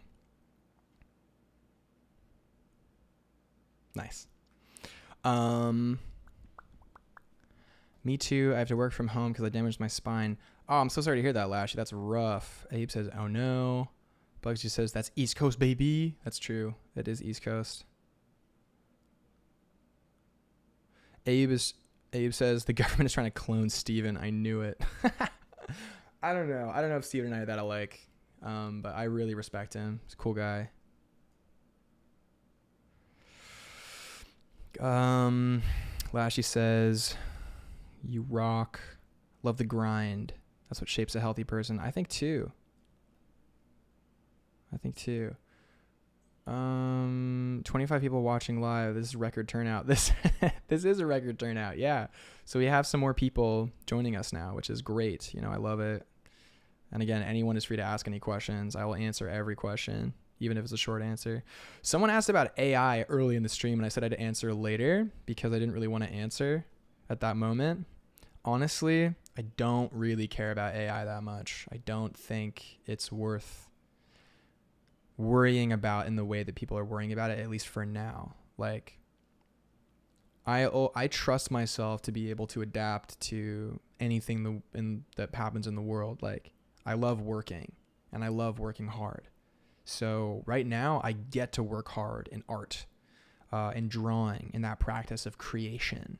If eventually AI gets to the point where it can do my job better than I can do my job of creating, like everything I just explained to you, right? About, grounded narratives, understanding implication, understanding assumption, understanding the needs of a story. If AI can do that, then that's amazing. And that means that the implications of that development on every other aspect of the world that we live in is also going to be huge. Like, if AI can do that, it can also practice law. It can also, plan city creation and all this stuff. Like, automation to that level means automation across all levels. So I'm not worried about it. Personally. That's my short thesis, I guess, on AI. In terms of illustration, though, I really feel for illustrators, because if there's one thing AI is learning how to do, it's just make an appealing image, man. And it's great that we have people like Carla Ortiz fighting in court and making sure that people understand what's happening, that it's not just about the capacity of AI, but that it's also about unlawful use of people's work. That's not okay. All right, so we have this character. We wanted to do something a little more edgy. So let's say we want to think about silhouette and shape. So what we're going to do is create a silhouette that doesn't mean much initially, but has a downward feel. We want it to feel like a downward arrow. So the hair, how it comes over the face is a downward arrow. Chin is a downward arrow. Collar's a downward arrow. This front part, downward arrow. We want this character to feel closed, glued to the ground, right? Kind of like this. What else we got? Lashy says, this is about the spine, says, yeah, spine is hard, but it's a reminder for me to be healthy and get better at art so I can be more efficient, sit less. Yeah, that's true. Please, guys, do your exercises, especially when you get to 40 plus. Yeah. 10 minutes of workout for lower back. Nice. 40-year-old plus. But it can happen even earlier. That's true. Sandman says, Gabriel has the it will destroy all jobs. That's why it's everyone's problem mentality. I respect it. It's everyone's problem. It's also everyone's partial solution, right? It's kind of like, I don't know, man. I don't know. If I have to drop art and just like be a gardener, like, dude, come on. Well, here's another thing though, is that like I believe, I have a very strong belief in God. Like, I love God. So like for me, however I can serve humanity is what I'm going to do 100%. And I know that is what is going to lead me into the best life for myself and having access to my best self, and for the world to have access to my best self, for me to be of service. Right now, I feel extraordinarily passionate about how powerful narrative is. So I want to be of service through narrative and designing narrative. So any project that I work on, I want to make sure that it actually is able to like leave someone with like a lasting lesson, something important, either something to learn from or something to know that is not good to do. Like shows like Arcane, man, make me want to participate in this industry 10 times more. We've also got Kelly says, I would never drop art, but if I had to redo a career, I'd go full on gardening. Yeah, that seems like the future. Lashy says, bro, that's so cool. Sandman says, true. Love that. Yeah, hell yeah, dude. Hell yeah. God number one. Let's go. For me, anyway. So yeah, so we have this character here. We want it to feel very, in my opinion, like lanky, but we want to make sure our hips are right. So we want to, yeah, there we go. Boom.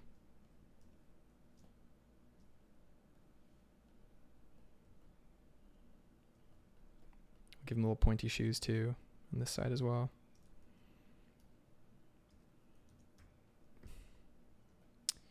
Kelly says like sustainable horticulture and agriculture would be really interesting. Yeah, so many people that's becoming their focus and interest. Like I think there's going to be a huge uptick in like local agriculture and like changes in how our communities just work, man. How like what we want to do, because like all these strikes, everything that's going on, people do not want to live like this anymore.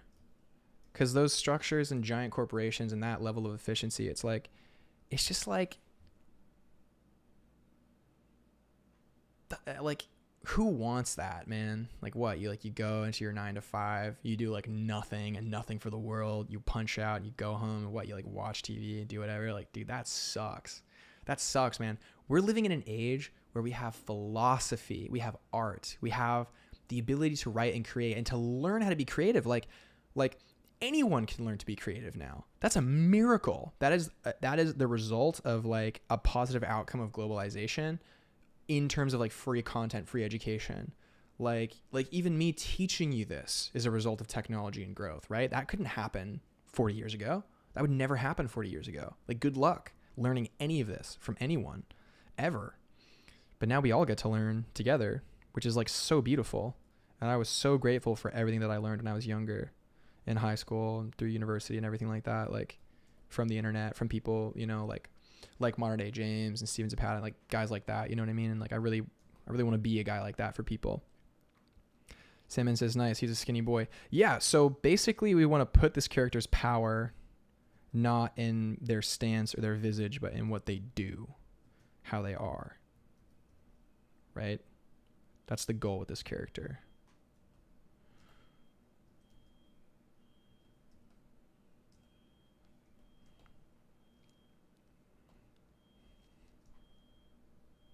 We have some truck backing up. Sorry if you hear that beeping.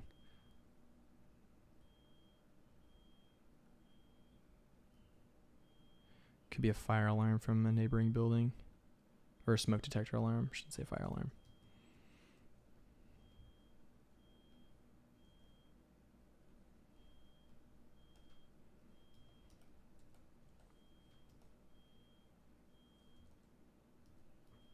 We don't want to make this character too hunched over because we want them to read as capable.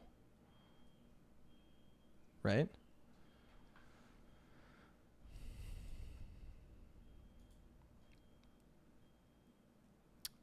We also have... Kelly says, it's truly never been more accessible to learn art. Exactly. Salmon says, billionaire want it. They want to go to space. I hope they do and they stay there. Man, I mean, one thing that I'm up for the abolition of the extremes of wealth and poverty. Like, that's something that I'm really, really on board with. Like, I don't like the extremes, man. I think there's just nothing wrong with working very hard and obtaining some wealth for your family and, you know, to live a good life and to give back to your community. That's beautiful. It's a beautiful thing. To put it towards things like art, the education of your children, craftsmanship, that's beautiful. But when it gets to a level and an extreme where you're literally controlling the world, it's like that thing everybody always says, you know, absolute power corrupts absolutely. That's like, you know, yeah. Let's see. Remedy, welcome to the chat, Remedy. Remedy says, I can't ever come up with or settle on a prompt like undead mushroom mage or a jumping off point. I struggle starting drawings. Once I'm started, though, world building and narrative is what I enjoy. Yeah, so you start with an idea and you work out from there, right? Kelly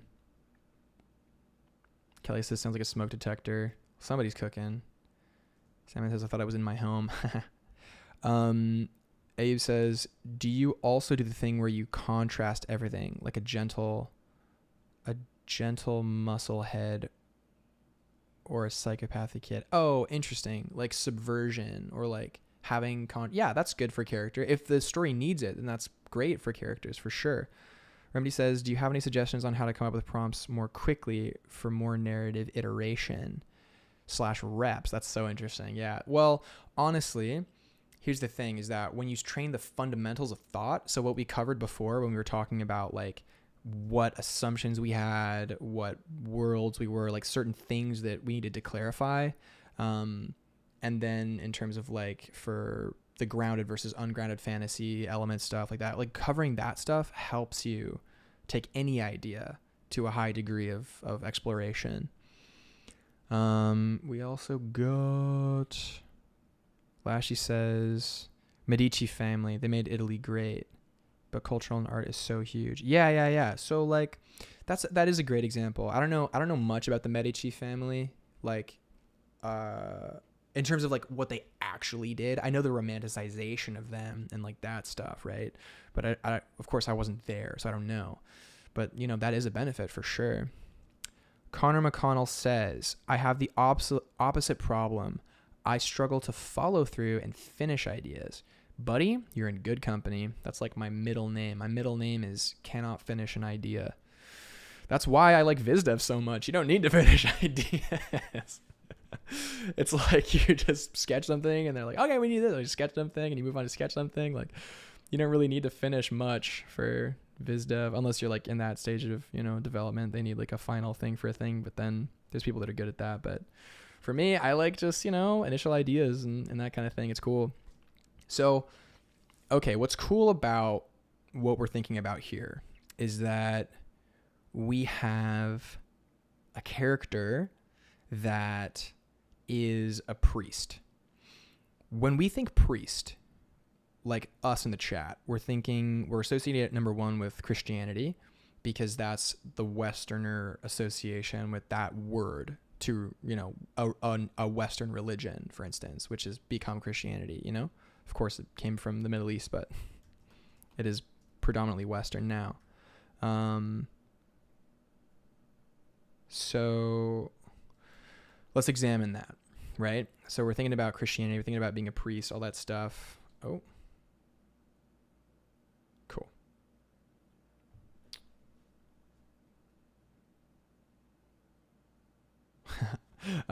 Sorry, had to answer a text really quick. Old people. Yeah, exactly. Old people. That's a great point. Like priests are kind of maybe older, or, you know, there's like a certain vibe that we come up with. But when we think about it, or when we try to break it open, like we are the creators right now. We can decide whatever we want completely. So let's think like in terms of culture, we have complete control over this fantasy world. So let's say this culture has their own belief system, right? And the metaphors that they draw on are like unique to their world. So let's say that instead of, for instance, we're pulling from a Christian example, we can even make something up. Like we can even kind of like pull from something else, maybe a little bit. Like, what would it be though? What's like a powerful form of like visualization? Well, let's say we're talking about werewolves here. So let's say in this world, people really care about the duality of night and day. That's how they understand the world, split up into those two dualities. And they know that, you know, the day is only bright because the night is dark, and the night is only dark because the day is bright, right? And that even in the night, you know, the reflection of the sun on the moon is what, you know, keeps the planet aglow. So let's focus on that iconography, and let's design, for instance, a different kind of, you know, culture that would value that very highly in their magical system. So let's say their icon, right, is like a sun that branches.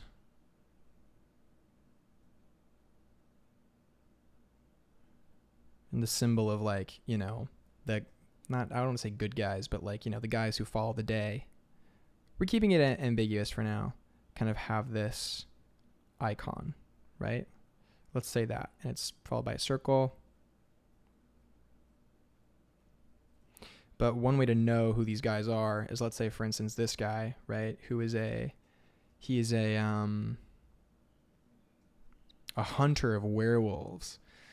I think that has, you know, like a strong implication. So let's say behind there's like a moon, right? Or yeah, so let's make it an asymmetrical design. So we're going to do like a crescent moon, or Or, well, if it's a full moon that awakens a werewolf, we have to think about this a little bit more.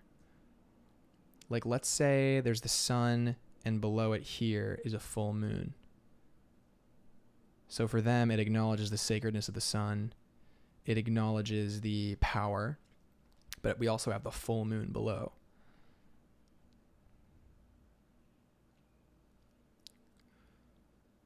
On our conversation about like culture and stuff. City territory would have been overthrown. That's true. That's true. Yeah, no. Yeah, wealth and power can preserve in an amazing way. And you can kind of see when, like, you know, things kind of get destroyed. Like, there is a station in New York City that got, like, destroyed. It was, like, a beautiful New York train station. It got, like, turned into some, like, mega mall or something ridiculous. It's ruined, decimated. Lashy says, I'm talking about that because being rich and helping people actually serve the nation, thrive, develop into healthy culture. Sorry for the random chat. No, dude, it's relevant for real. It's definitely relevant for sure, especially when we're talking about art, because art is an outcome of like a wealthy society, right? The reason we're able to do art is because we live in a society that has wealth, so we can advance this stuff. And there's enough wealth in our society that can sustain art careers, which is amazing. So I think that there's nothing wrong, right? Adithya Saji, well, welcome to the chat, Adithya. Man, I love that insignia. Thank you so much. Yeah, designing this kind of stuff, I love it so much. Like, I feel like if I was in a different era, I would be designing like nouveau jewelry, you know, in like the 20s or something. Like, that's what I would probably do, or who knows what I would do. But yeah, this kind of thing I absolutely adore. So he's got this golden amulet, right? This golden and silver amulet. Maybe there's something about this world in which the mixing of metals has implications, right? So, like, you know how we're not supposed to mix metals in terms of, like, you know, jewelry and fashion. What if that's like a form, right? Like alloy is like a form of this world. I know it's a big theme in Elden Ring. Alloyed stuff is like a huge theme. Maybe we can pull on that in a way. We can try and see, you know? That was working better when it was in front. That was behind. Yeah. We could even, you know, make it even more interesting and kind of have like different planets represented along the ring as well. And like the solar system. So it's almost like astrological themed as well. So we could do that too. Kind of behind. This can be like different metals as well, or something kind of, you know, unique or something. And that would allow it to be like a conduit or a reminder or an insignia. But this character in particular does not wear it openly. He wears it under, like it's hidden here, but he doesn't really show it, right? His cloak is pinned shut. So he's pinned shut. But let's think of the shapes we've come up with for this character now.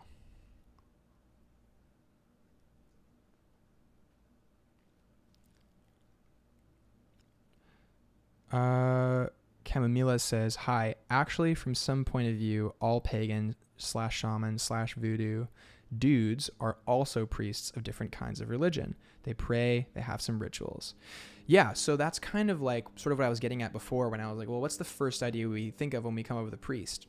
And, you know, being a Western person in America, like I do think of Christianity instantly. That's the most common reference I've heard. Repetition. That's my assumption. But from just like what you're talking about, you know, here, it's like we can see that it is actually a word defining a practice, and that practice spans multiple cultures and multiple practices. So when we're doing a fantasy world, one way to take out, for instance, some of the cultural significance, like for instance, if we made this character Christian explicitly, then we could potentially like blaspheme, you know, Christianity in a way that would be like pretty disrespectful to people. And we could also, you know, like, have interpretations that maybe aren't actually related to the text of Christianity or stuff like that. So like the last thing I want to do as a creative is to take something very significant for people culturally and everything like that and kind of like make it about my opinions and stuff. Like that's not what I'm interested in as a creative or a creator. It's my interest to kind of like take these more macro ambiguous ideas and let people, if they want to, associate it with something that they feel. But it's up to the individual personally, in my opinion. So, okay, let's see. We have our character here. We have these shapes. And again, we have this kind of like interesting sort of like, you know, the hair comes out kind of deal. So we kind of have out, in, down, and then out, right? So we have these repeating shapes, which is nice. But it's like degrees of repetition. It's not like overt repetition. Sandman says, our capital is oldest citadel that is continuously inhabited in the world. I hope they won't turn it into a mammal. That's so funny. Yeah, no, hopefully in the future we do a better job at, you know, preserving historical sites, beautiful architecture. And I'm hoping actually globally we return to the practice of like making things right, making things well that don't just disintegrate after 100 years, really stand the test of time. Like, I recently learned that they are like unlocking the secrets of Roman concrete. Finally, it's like a really interesting self-healing form of concrete. It's so cool. Hopefully we see that more in the future. But yeah, so we have this character. So what have we set up here? So I've done this consciously for myself. You don't know what I'm thinking when I'm doing this stuff, but I'm going to tell you what I'm thinking. So we have flappy bits for this guy. His hair is a little bit long, so his hair has the ability to be affected by motion. His cape has the ability to be affected by motion. And his legs are thin and everything like that, but he's kind of tall, lanky, and everything like that. So he has the power of like pose, right? So just like this character kind of has the power of pose in the way that he's like haunching and like strong and like, I am a priest, I wield this crossbow, I hunt werewolves. This character is a little more ambiguous. He's also skewed to heck. Right side bias, we love it. Let's check that. That's much better. Boom. And we're also going to upturn the shoes because the character kind of needs it. That kind of holds the design. The tips of the shoes hold this vertical design in a beautiful way. So let's see. The Romans are cool. Yes, they are, Lashy. Romans were pretty cool. So now that we have this design, let's kind of move forward on how we would utilize it. So while this character kind of shows every element on the surface, which would be great for games, this character shows kind of very little purpose. But let's put this character in context, right? So let's say that this character is being attacked, right? Let's say he's doing like hand signs, because that's a cool thing to do, is hand signs. Maybe. Or do we want to do hand signs? That's kind of generic. While we're on the topic of originality, maybe let's do something different other than hand signs. Let's maybe have the character just initially standing still, looking up.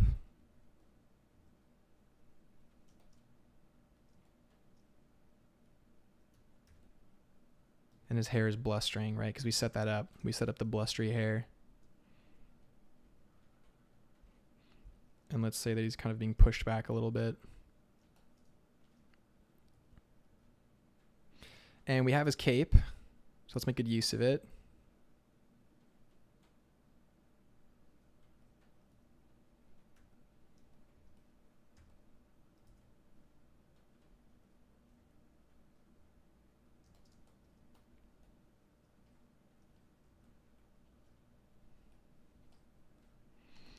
We're going to put him in a position of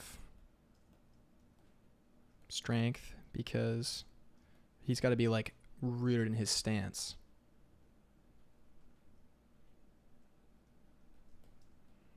We're going to change this because we want the character to have more grounded purpose.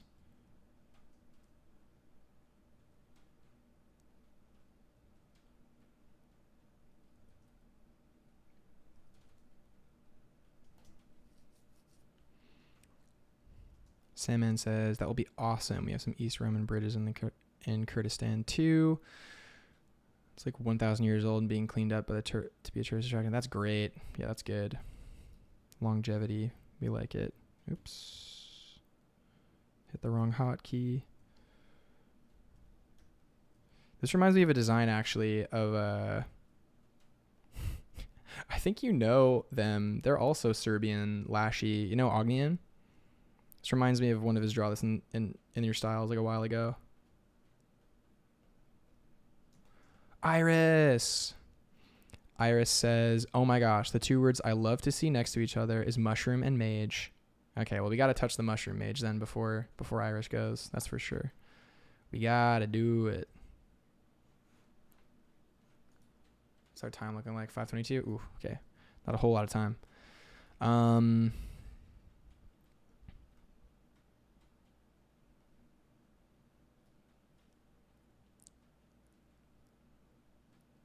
Lashy says yes. You know him? I don't know him. We follow each other, but I don't know Ognian.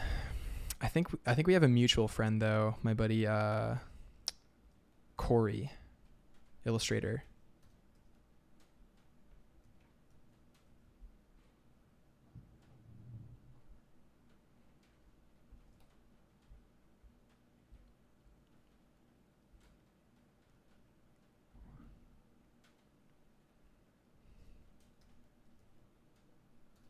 Okay, we're going to put his hand up flat because that implies like a stop. Or actually, we're going to do it's going to be very gentle. Like a very gentle like hand. Maybe.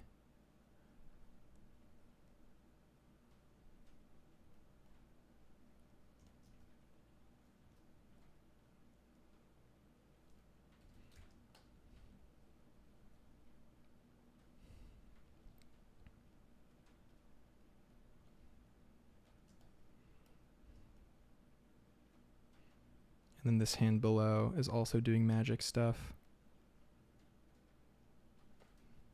Like more conjuring-y stuff. Cool. Yo, mushroom mage. You know him, yo. Corey 1, yes. No Corey years now. 2 years. Oh, sick. Yeah, Corey's cool. Corey's cool. Yeah, man. Community's small.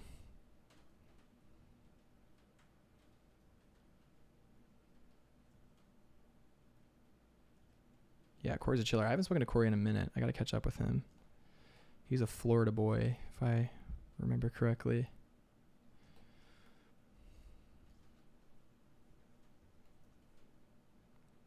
Nice.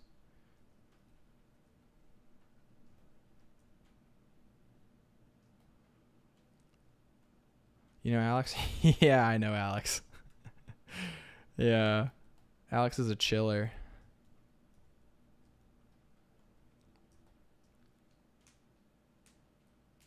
Yeah, I think Corey's been busy. I'm not 100% sure. I mean, everybody's been busy. I haven't spoken to a lot of Discord people in a long time. We talked very often. Yeah. No, Corey's cool. Hope he's doing well.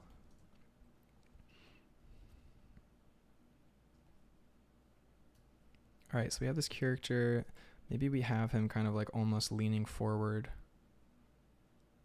here. Or maybe he's like his hand out. Almost like an offering, right? Like maybe he's like offering something. That's kind of like his vibe.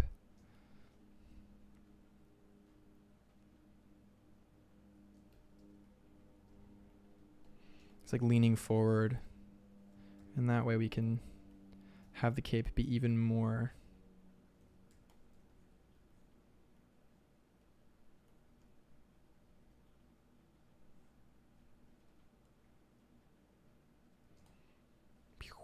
It wasn't that long, but we want a spooled shape, something like that.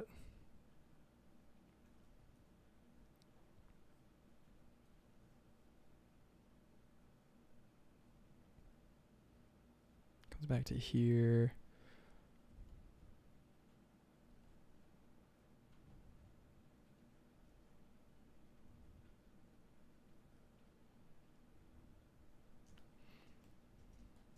What I had before was kind of stronger, I think. She needs to be a little bit shorter.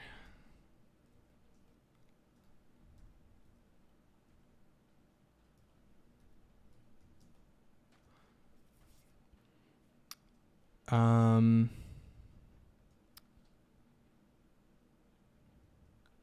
know where he is. We talk very often. Alex is like, he never has time. Yeah. Simon says, Gabriel, you picked up 3 new followers this stream. Cool. That's cool. Thanks for letting me know the stats. I appreciate that. That dude never have to do anything. Who, Alex? That's so funny.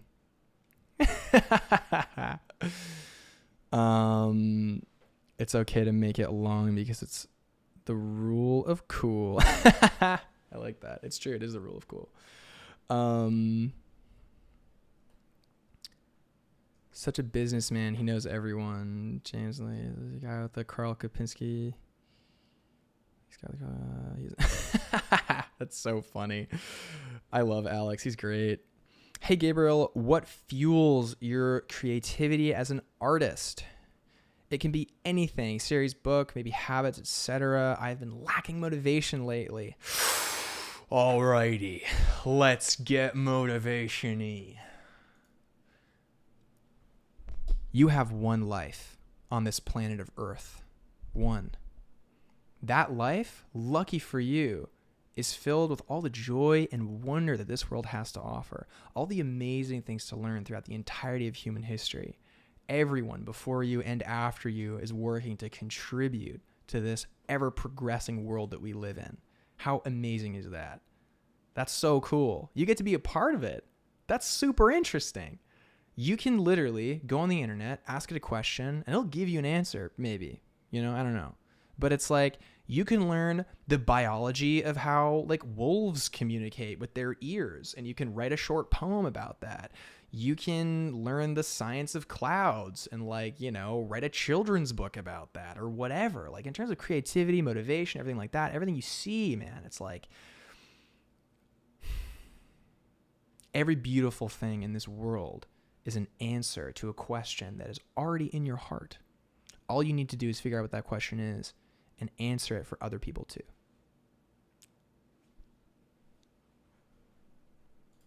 But yeah, no, I really like, I like philosophy. I like psychology. I like biology. I love nature. I love everything, man. It's so cool. I love looking at like, you know, opera costume designs done in like, you know, the pre-Victorian era or in like Constantinople. Like I love that stuff. It's cool. Let him cook. I have to screenshot this. It's so funny. I love Circle Gabriel. Abe says, damn. True. Yeah, it's true. That's very true. But no, it's just true. And it's true. That's so funny. It is true, man. But here's the thing, you know, it's like, it's scary because it can be scary because when you realize how wonderful the world can be and how wonderful your experience of this life can be, that has implications on what you should do. And that is scary. But just know that like no one's like watching you, judging you to make the right decision or to make the right whatever. Like that's not what's happening in the world, you know? Like you're figuring it out. And as you figure it out, it makes people happy. And that's a beautiful thing. And if you have true friends, then that's what they're looking for in you. They're looking for that true growth, that true love of discovery, all of that stuff. So give yourself time, give yourself space, you know? Like what motivates me? Better question. What doesn't motivate me?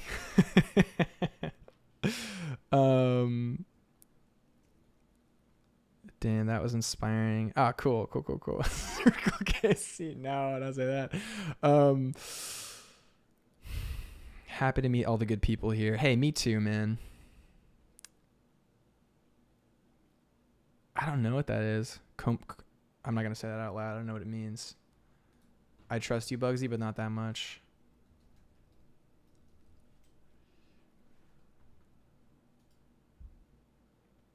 Oh my gosh. Wait, that's beautiful, Bugsy. Como Rebi means sunlight leaking through trees. Buddy?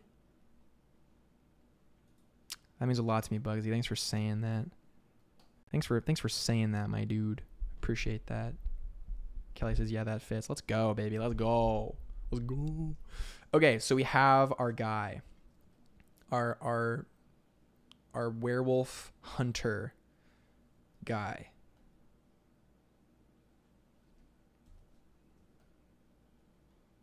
He is, I feel like we need a more powerful pose. After that discussion, we need something a little bit more, with a little bit more oomph. This is a little too passive.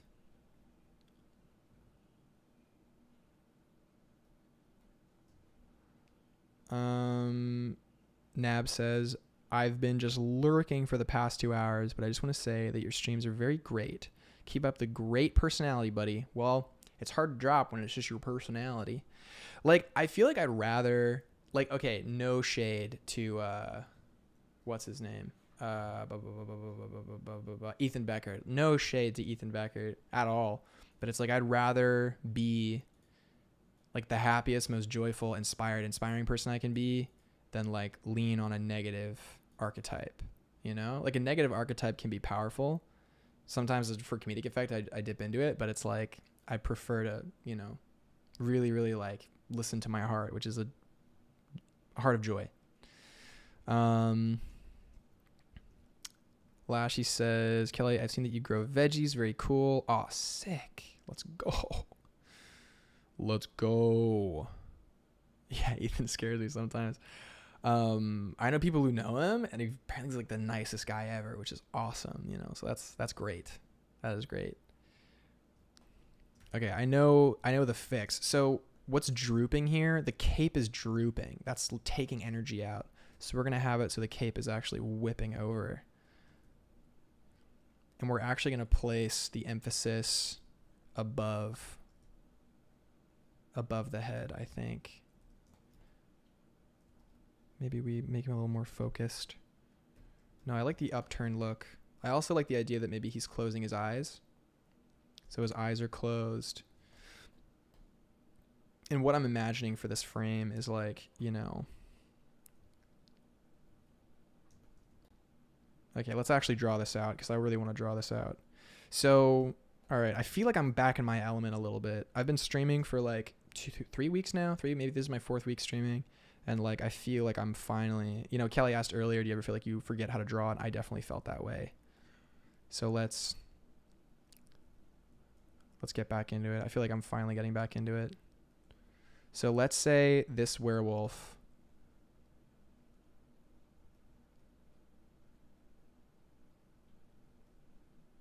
His claws are just absolutely.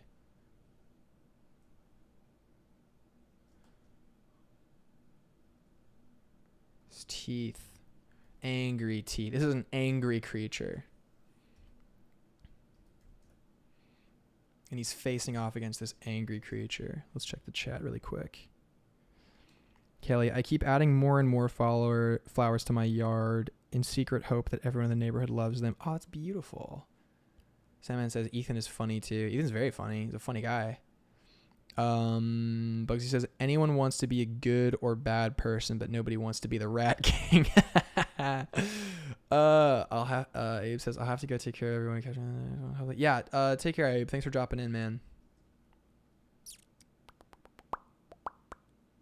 A furry. Lashy says I watched his last video. I know he is good, but it's too much. Like lower your sword. The knives are a bit, but he can be funny. Well, it's, you know, it's like it's for someone, you know. I know a lot of people who kind of got into animation and story through him. It's beautiful. It's an awesome thing. Let's go. All right, so for this character, I feel like there should be like a level of like dispassion to the wolf. Like they don't know what they're doing. Like they are lost in darkness. And the mage like brings the light. I feel like that's what's happening in this world. In which case, I want to be much more open with this character if I can be.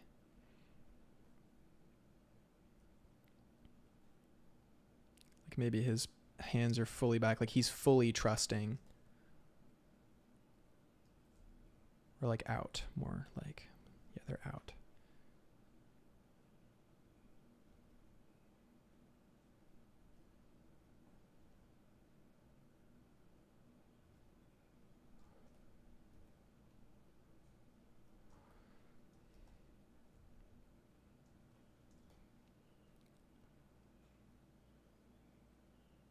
Also for contrast, cool. We've got, I feel like his pants are high. Gentlemanly pant shape.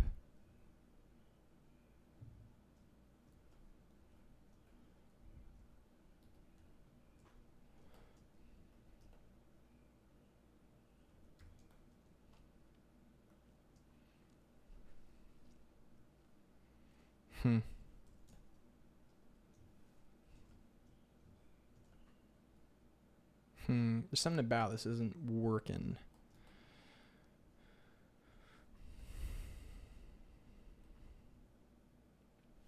I think it's a scale issue. I think it's also like a dynamic pose issue.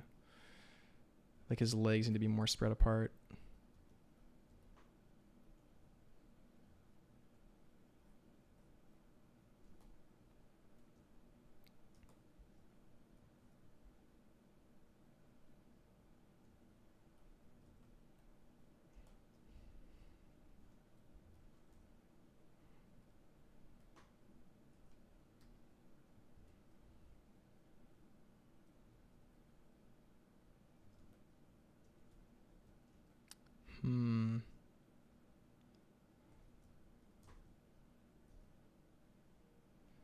Yeah, he's like making an offering and he's like calling it from above. Yeah, he's calling the light. There's like something happening where it's like he's like calling the light from like somewhere or something. And because of that,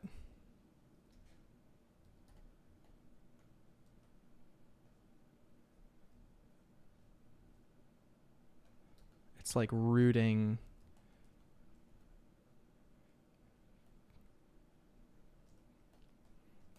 So what I'm imagining is like giant like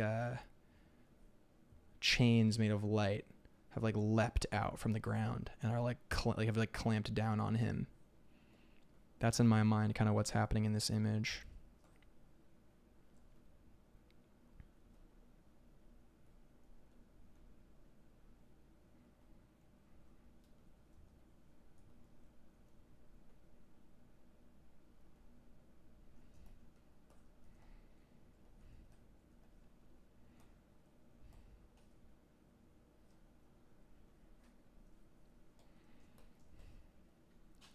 Boom. Or like something holding him back. Maybe the chains are coming from like almost above, or like they've like, because I'm imagining something like snapping in like from behind, right? Maybe they're like, gosh, what could it be? What could it be?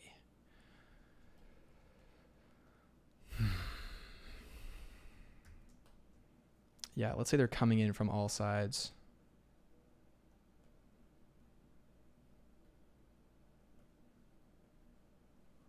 Boom, boom, boom. Boom, boom, boom, boom. Like made of light. These like light chains going chunk, chunk, chunk, like coming in out of nowhere or something.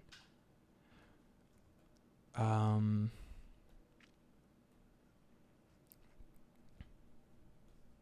like more are forming almost around him.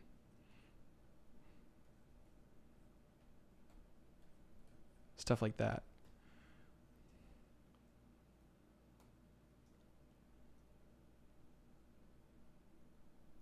Yeah, dude. Look at this snarling creature. Let's go.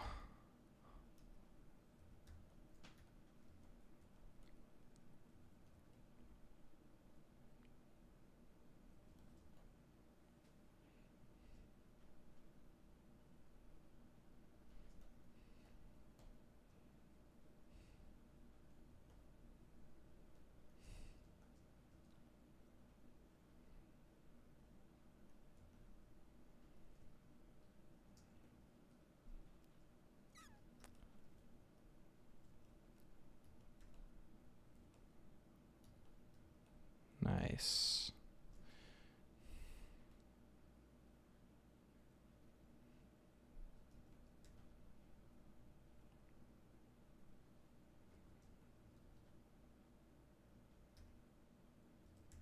Nice. Let's try to wrap this up pretty soon. Lashy says, yo, if you ever visit Serbia, you have to be my guest. I know how to cook, and here's very nice food. Also, I know cool epic temples, the cool history and art. Dude, I would love that. I would love to visit Serbia. That'd be sick. I want to go everywhere if I can, man. If I can. If I can. I feel like I'm finally comfortable, like, on stream now. I can just be kind of goofy. Jitters are gone. No more jitters? Cool.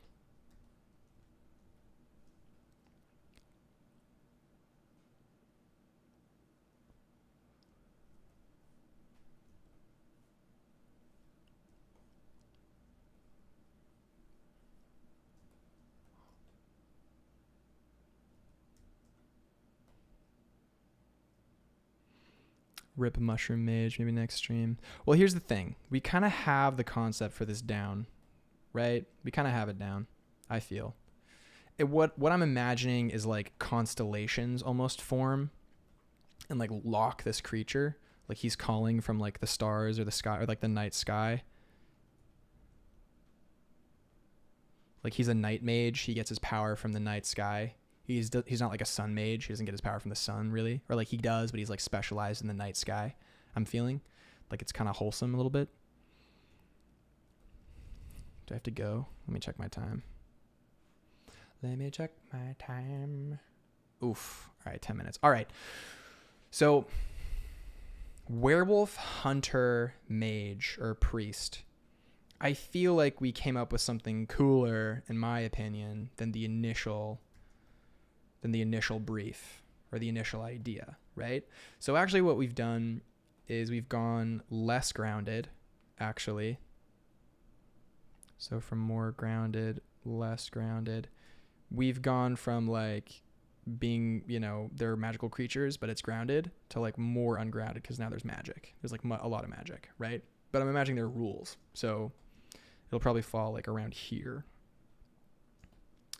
And then for the costuming, for the cultural context, all that stuff, we had a lot of fun. His amulet is now visible here. Bing. And then we have the giant snarling creature coming at him. I love drawing like this. This is my favorite.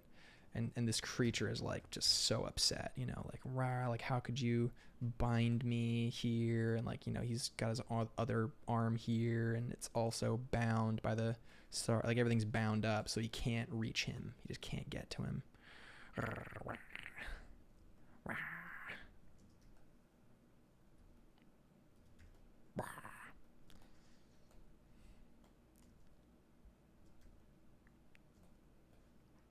Yeah, he just can't do it. Can't quite reach him, unfortunately.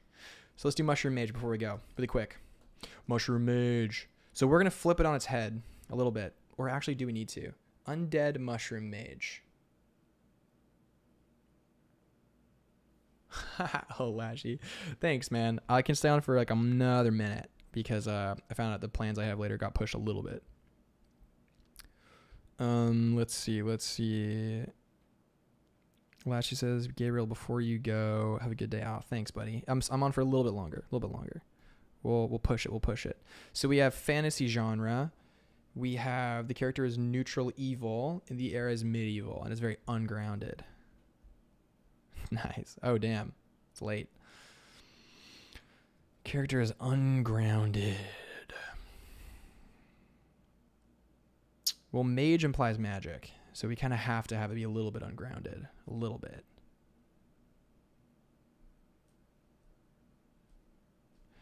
Kelly says, my husband has added your goblins to his inspiring art folder. Oh, sick. The goblins were so much fun. I'll probably revisit the goblins soon, to be honest. But yeah, we have his amulet.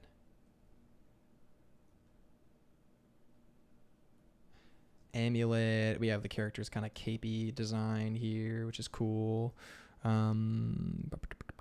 We also have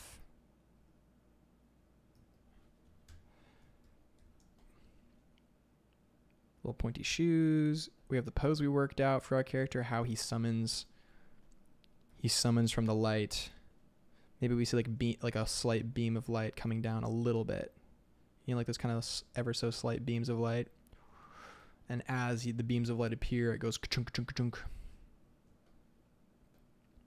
With the mushroom character, well, undead mushroom. So the mushroom is undead, which means maybe it's kind of like lacking in sort of like the kind of consciousness that we naturally attribute, right, to like mages. It's not necessarily about intelligence. But it is about the magic, right? The magic of mushrooms. I'm imagining there's kind of like a bit of like a rebirth motif to this character, but we're actually going to mess with a lot of those motifs a little bit. So like we have the mushroom hood. Obviously we have to have the hood of the mushroom. Happy mushroom. And I'm imagining the mushroom mage is looking forward. You can put his eyes very close to his mouth. But honestly, we're going to make the mushroom mage a happy mushroom mage.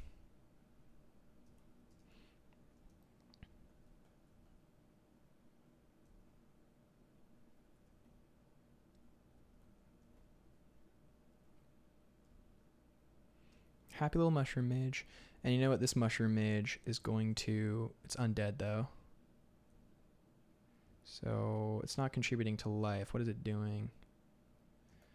I feel like it's like animating dead things. But like they're happy dead things.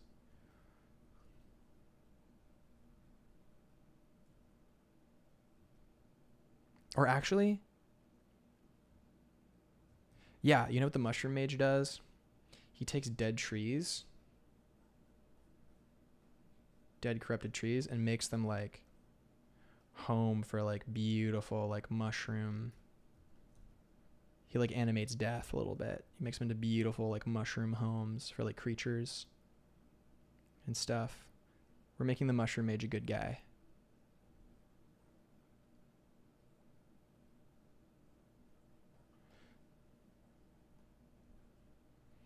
And the mushroom tree gives back. And the mushrooms are like a good food for his friends. And his friends are like these little munching creatures that munch on mushrooms.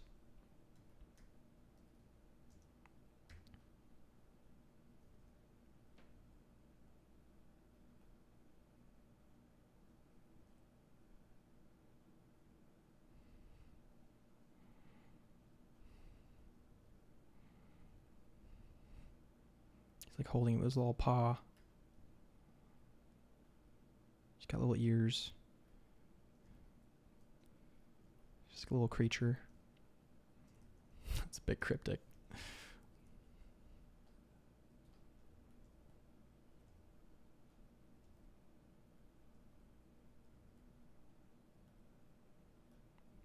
Make him furry.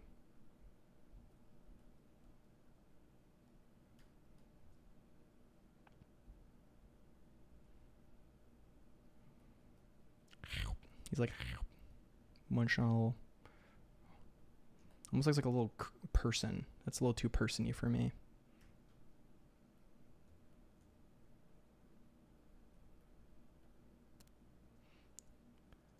Fungi are kind of like undead IRL. Dude, exactly.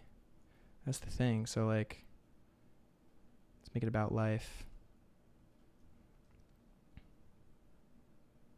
I feel like these creatures have like a giant...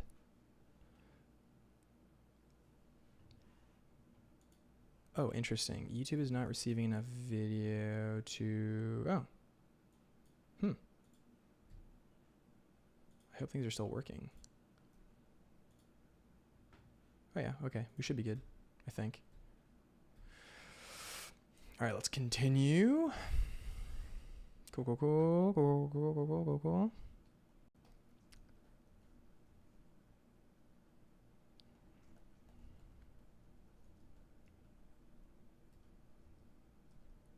His little friends eat the mushroom.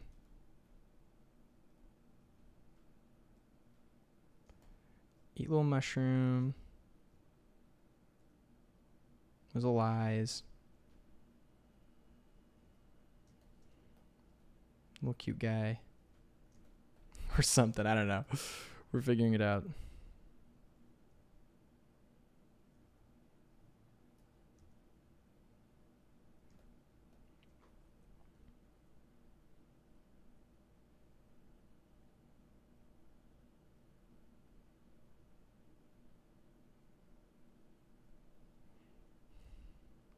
He's about to eat one here. Little mushroom guy. He's about to like munch down on it or something. So he's got his little friends, and his friends love the mushrooms. That's the lore here. And then yeah, wherever he goes, he like raises mushrooms that are like little mushroom things. He like rehabilitates areas. Like maybe after like a fire or like after like a war or something, he like comes and he like reclaims and rehabilitates places.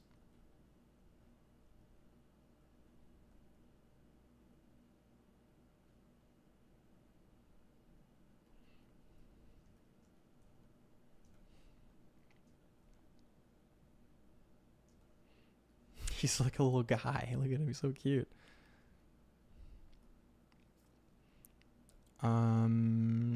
Kelly says, I could draw mushrooms forever. That's true. That's true. Me too. And Lashy says, I just saw your 3K draw this in your style. That piece is very good. Oh, thanks, man. Yeah, like I can illustrate. I just don't do it all the time. He's got his little feet. Maybe he's like sitting on like a log. Yeah, he's sitting on a log. That's the lore.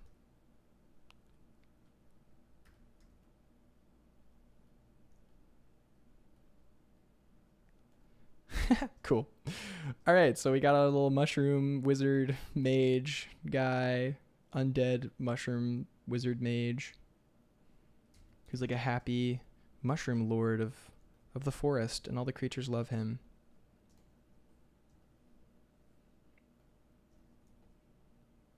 But he's kind of undead and like magic-y and like glowy.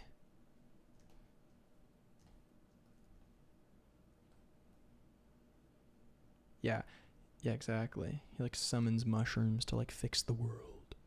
Gremlin. Yeah, these are little gremlins, aren't they? They're little gremlin-esque creatures for sure.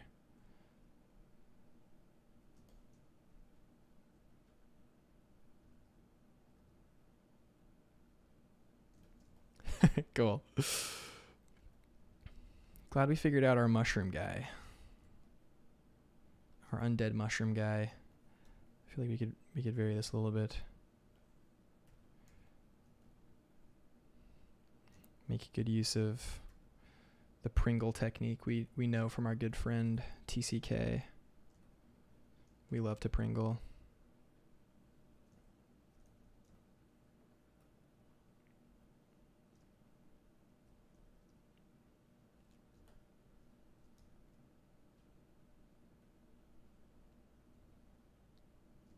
Suman says these are very cute.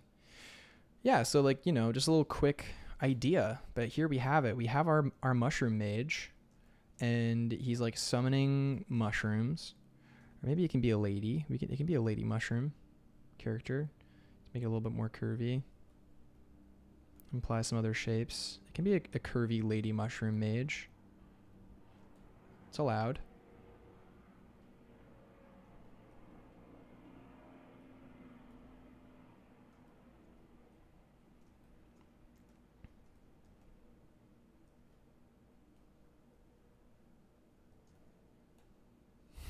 If you wanted it to be.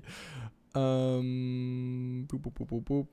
Yeah, with like fungus and everything, and like, you know how it is. You know how fungus is. All that good fungus stuff. All right, so let's review what we did today, and then we'll call it. So we did. Cool. Just needed to do this last little bit. Nice. We can finish that later if we really want to. But we can do all manners of little creatures in this world. Little bugs.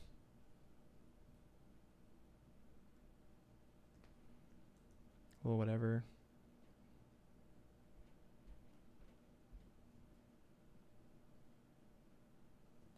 It's little critters all over the place. So let's review. Oh my gosh, this is a big PSD now. Oops. Oopsie doopsie. So let's do a review. First of all, if you've made it this far, thank you so much for watching live. And if you're watching the VOD, then thank you so much for watching it back. Like, really hope people got a lot out of this. Big, medium, small check. We've got, our big, medium, small is kind of rough right now, but I think that like with our medium shapes, we have our medium creatures. This is almost a medium shape. You know what I mean? This is sort of one shape.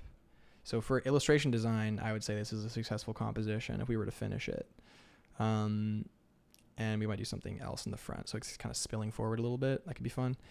And then the eyes are quite kind of small, but I would say the big, medium, small here is working pretty well. The details are small enough to not conflict with the medium. The medium's not big enough to conflict with the larger shapes. So let's start from the beginning of what we did. So building on our earlier IP for Benny's Kitchen, we took a crack at designing the dragon page, which you did a pretty good job. We added the cauldron in to help kind of give meaning to... Oh, this is too low, I feel. Or maybe this is just... Oh, that's why. There we go.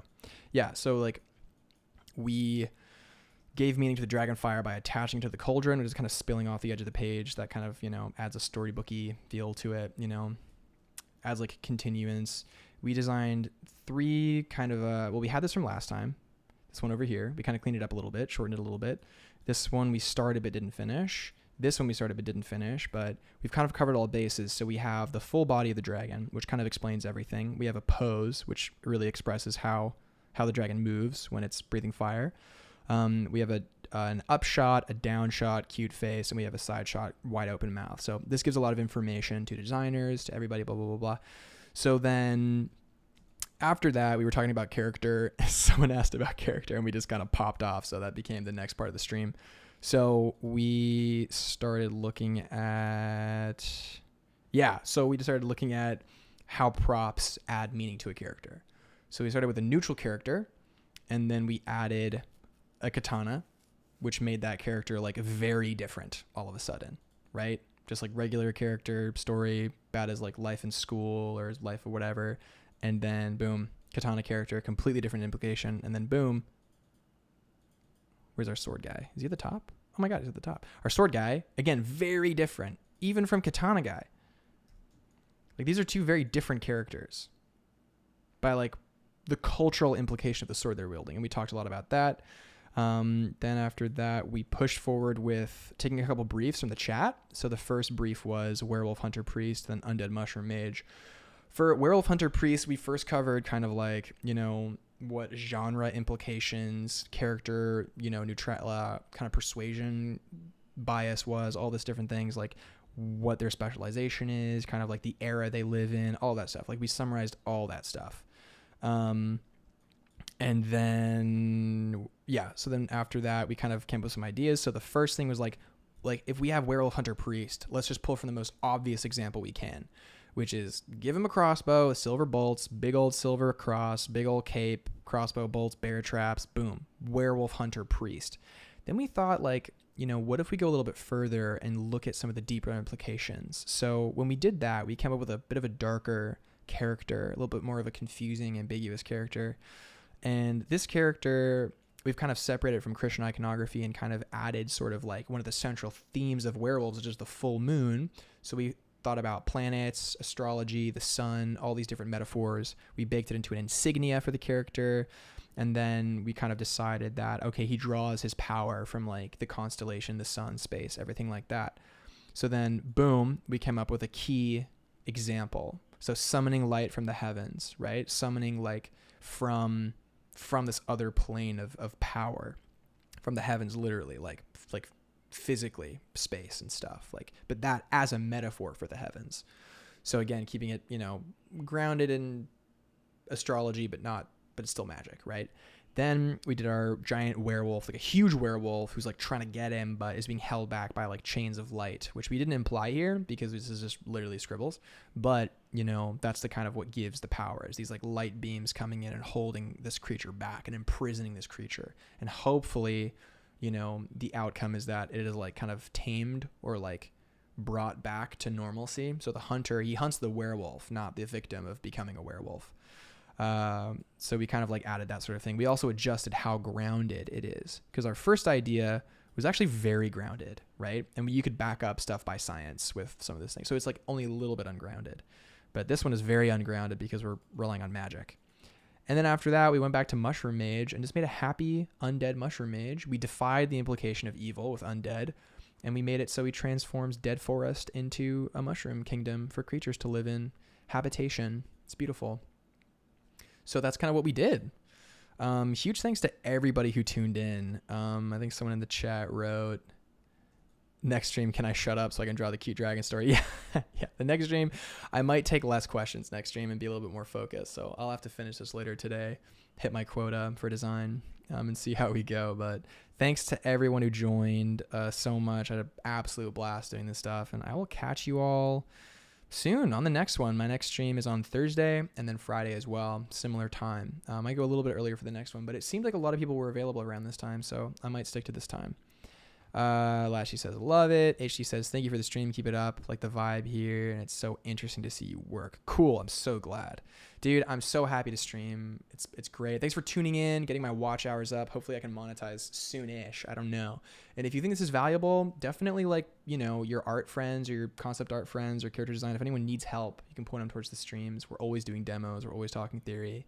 I'm going to start maybe doing like compilations or something. I don't know. We'll see. I'll kind of like compile some of the things we talk about and maybe make longer videos, or like a video specifically on narrative or specifically on, you know, using certain examples. But Bugsy says, stay hydrated. Michael says, goodbye. Much love, dude. Much love to you too. Nab says, thank you for the amazing stream, dude. Of course, of course. And Sandman says, can you retitle the stream to educational stream? Yeah, sure, man. Of course I can. I definitely will readjust the title of the stream for sure. But yeah, thanks to everybody who joined and everybody who watches. And if you're watching this back, hope you enjoyed. Again, if you want to see more videos, definitely subscribe. If you want to be notified when the stream goes live, you can turn on notifications for streams and videos and stuff. I'm going to start scheduling these, I promise, so you guys can just kind of click it on it and like wait for it and stuff and see it on YouTube rather than just seeing it on my story or maybe potentially missing it. But yeah, much love to everybody. And yeah, I'll catch you on the next one, guys.